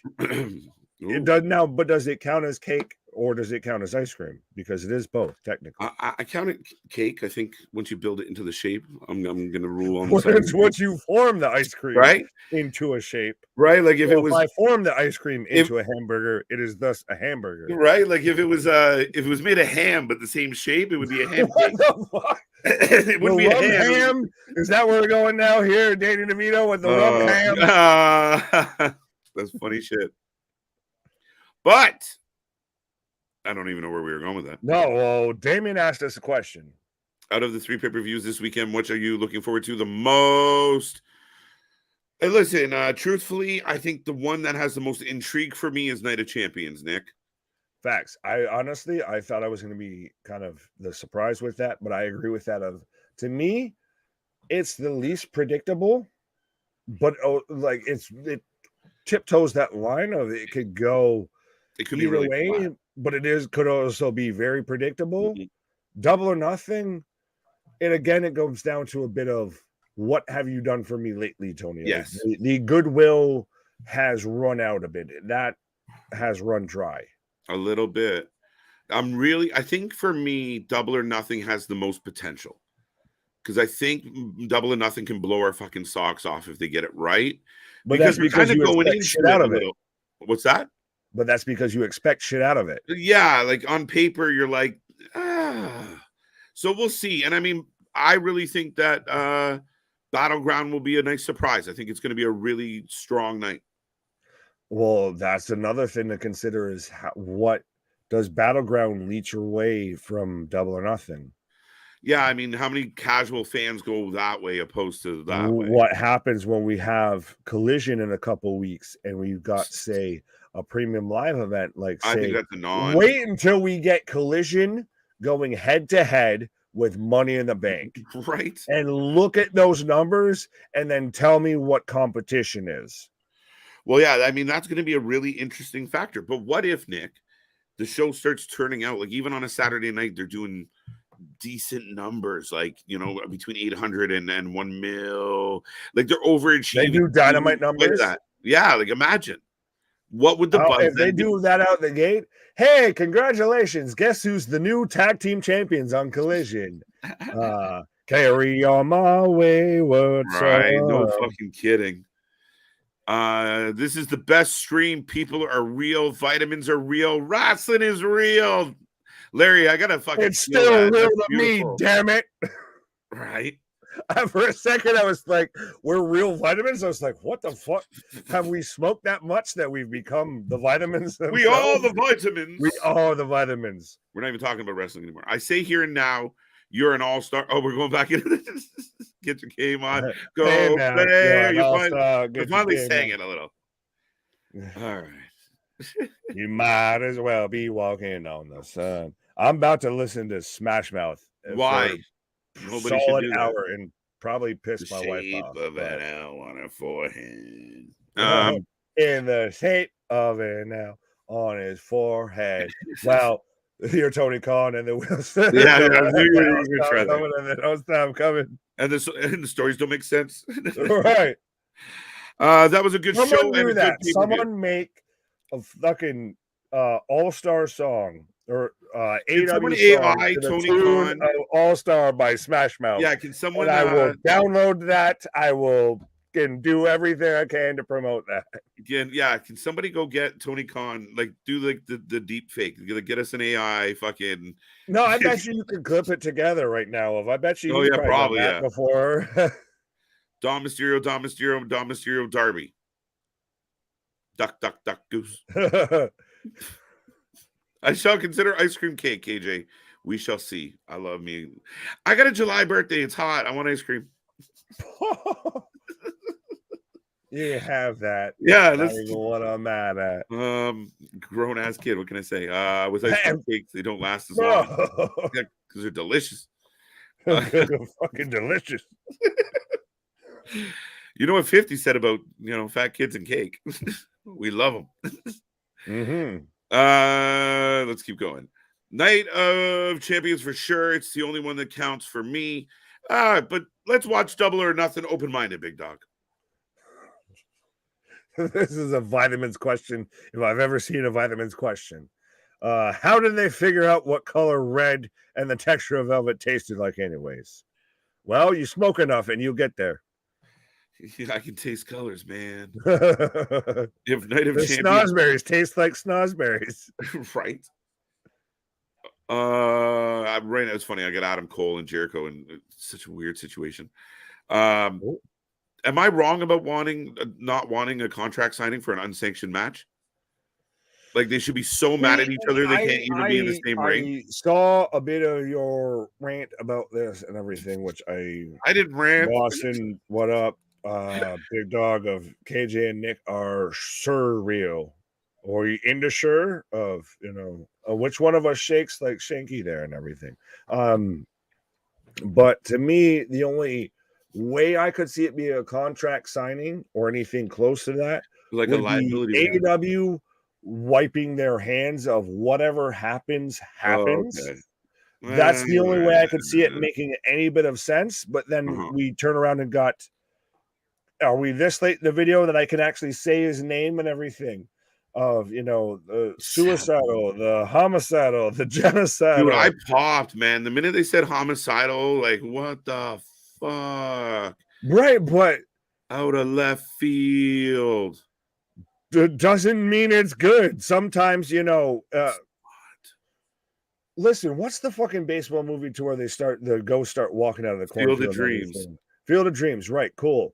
AEW does not need to be Field of Wrestlers. We don't need Sabu just walking out of the abyss into this fucking match here and Nickelback.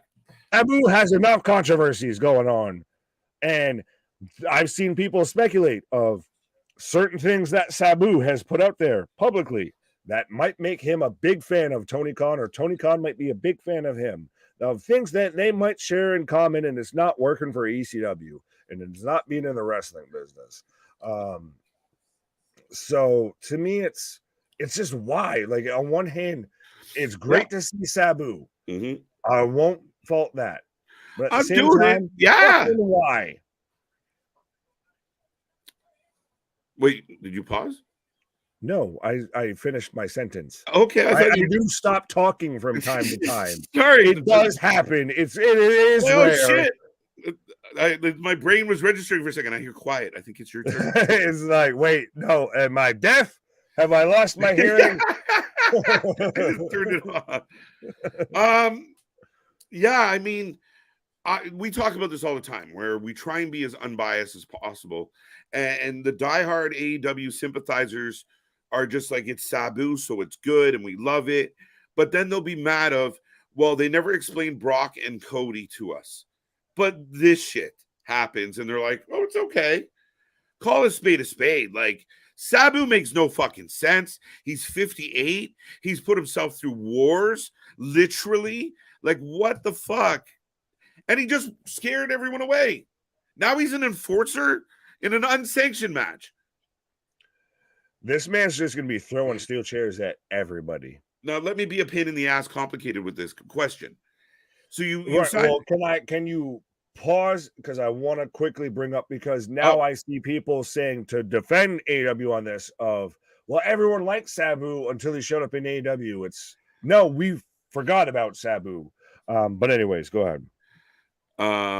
Yeah, it makes no sense. And you're saying we're both kind of right and saying kind of the same thing. But my question becomes, okay, so you get them to sign a contract for an unsanctioned match, which is, say, it's a liability waiver. We're cleaning our hands. Right. Right. But then they supply for what happens. They technically are now supplying a special enforcer for a match that they're not sanctioning in their ring. Did they supply it, or did Adam Cole? Apparently that would be a contract negotiation, of whether Adam Cole provided it or Chris Jericho provided it. Well, was that a secret clause that Adam Cole slid in there? Right. Yeah. Like, we shouldn't have to focus this much on litigation for a fucking match to happen. Jericho gets mad about his coat check. Never mind, Adam Cole picking the enforcer for a match. Come on now. Right. He'd be tweeting about it if he was really Brandon. Upset. What up? I almost wanted to call you Sandman. Speaking of ECW legends there. Yeah, we've got Larry, perfect answer. I don't know what I said. Big Dog, no, Nick didn't pause. He punctuated. Yeah, like I said, if I stop talking from time to time, it's rare, but it does happen. It's funny because I was just kind of going along with you, and then it's like I kept running, and you started like, "Hey!" Follow the bouncing ball, and then the ball stopped, and you're like, "Fuck! I was supposed to catch the pass." That's partly my fault because right now, in this current state, it takes a minute to. No, you're good. You were like J.R. Smith of you got the ball, and then you just ran to the backcourt, and you're like, "I'm LeBron." I'm like, "What the fuck are you doing?" Right? No, I'm just like a transport. It took me a while to hit the brakes and come to a stop. This man's just smooth rolling. It's the way of the road, Ricky. Fucking way she goes, boys. Way she goes, boys. All right, folks. Nick, we're back here very soon. We're here in literally like just about 12 hours. Yeah. So, folks, go take a nap, go take a siesta, go get up, have your breakfast, strap on, bring your breakfast. Tell us what you're having for breakfast. Not now. Then let us who are sitting here who can have breakfast in front of you, who are high on vitamins and everything. Tell us what you're having and expect us to not get fucking hungry. No, I'm about to correct that problem real quick. But folks, I thank everybody who's still here, whether you're watching live or watching the recording. Make sure you like, subscribe, share, be a part of the family. Check out all our links. We got the Discord. We got the TikTok up and running. I have no idea what the fuck I'm doing over there, but it was funny as hell that Luna is on the job. I did one of those head games, Nick.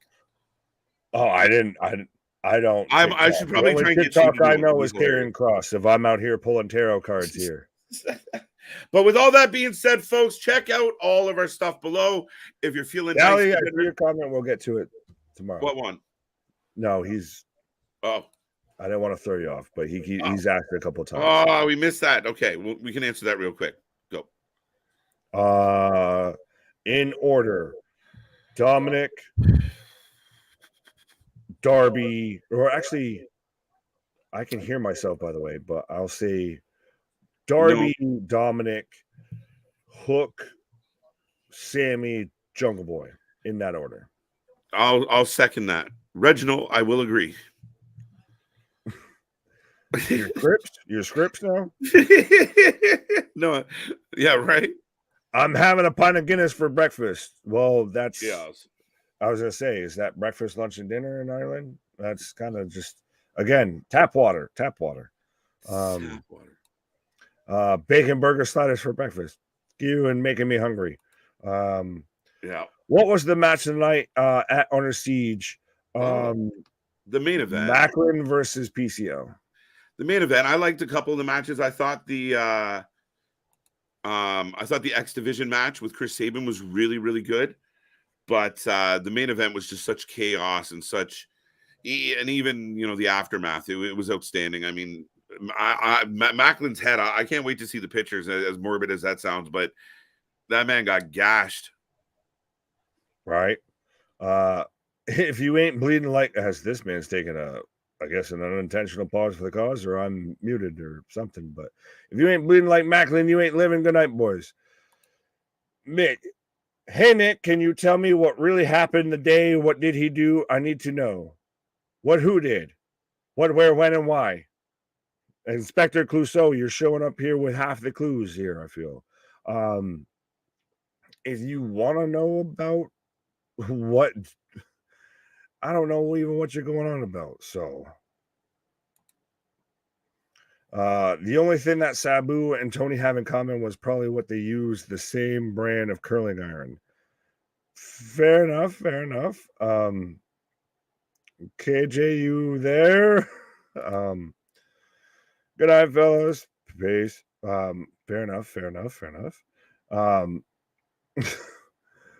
But on that note, folks, I will pull up this and remind everybody that we will be. Oh, the man's trying to connect from the space-time continuum, I feel here.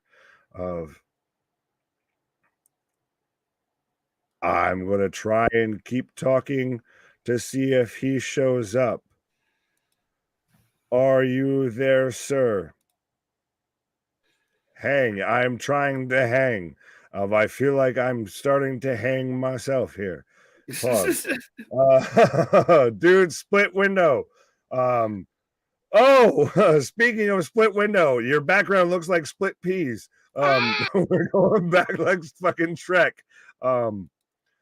Okay, so honestly, I don't, Mick, at this point, you want to keep asking about it. So I'm going to be completely honest with you. Homie showed up here and started dropping a lot of N-bombs in the fucking chat and everything. And especially with the way that our channel is and everything like that. And thankfully, the YouTube bots caught it and everything like that. So none of it made any of your eyes and everything. But that's not going to fly here. And so I'll keep it a buck. Because Mick, I kind of like you. But if you want to be down with that, then that's your choice, my guy. And you can piss off with him too as well. Because that's not going to fly here any sort of way. Any type of way. Any day. So there you go. You can stop asking. There you go. Yeah, I am back, by the way. The world. Hi, by the way, now you show up after I've gone on my fucking tirade and burned. Funny because I was in the background trying to boot. I was out here Gaston with the fucking torches here. I was trying to take down your Shrek, fucking. Okay, Dad. Dude, I was gonna say I was trying to boot back up and I could hear what was happening, and I'm like, this is all my fault. Help me, Obi-Wan. But listen, folks, thank you for being here. Like Nick said, sometimes people do stupid shit, and we've all been about community. The only people we turn away are people that cross the line too far. We won't handle hate speech. We won't handle any type of phobia. I don't want to deal with it, and it does completely fuck up. We got our brother from another mother, CJ. Like, you ain't trying to can come up here and disrespect nobody, no type of way. At the end of the day, it's nothing but love. We're nothing but a channel about positive video, channel for fans, by fans, 100%. Of we at times, trust me, Christ, even between all of us, we will agree to disagree and sit there and go back and forth. But at the end of the day, it comes from a place of nothing but respect and hearing somebody out. Absolutely, absolutely, folks. So, in the spirit of positivity and starting off very positive tomorrow, folks, do keep in mind, I'm getting an echo. Do keep in mind, we are back tomorrow at noon. We start noon Eastern. Can't wait to come back on this channel at noon. This channel is amazing. Damien, we love you. To everyone else out there, we love you. Cough, cough. The force is strong with and everything else is good to go. Guys, we got a weekend packed of wrestling. Nick, tonight was fun. Feel good Friday. Absolutely. Let's feel good Friday. Buddy. So, as you already know, sing along if you know it. Our shit is real. Our shit is raw. Our shit is authentic. When you talk about the wrestling, you better put that for life with it. See you on the flip side, folks. Come back tomorrow. Brunch with the boys. 5.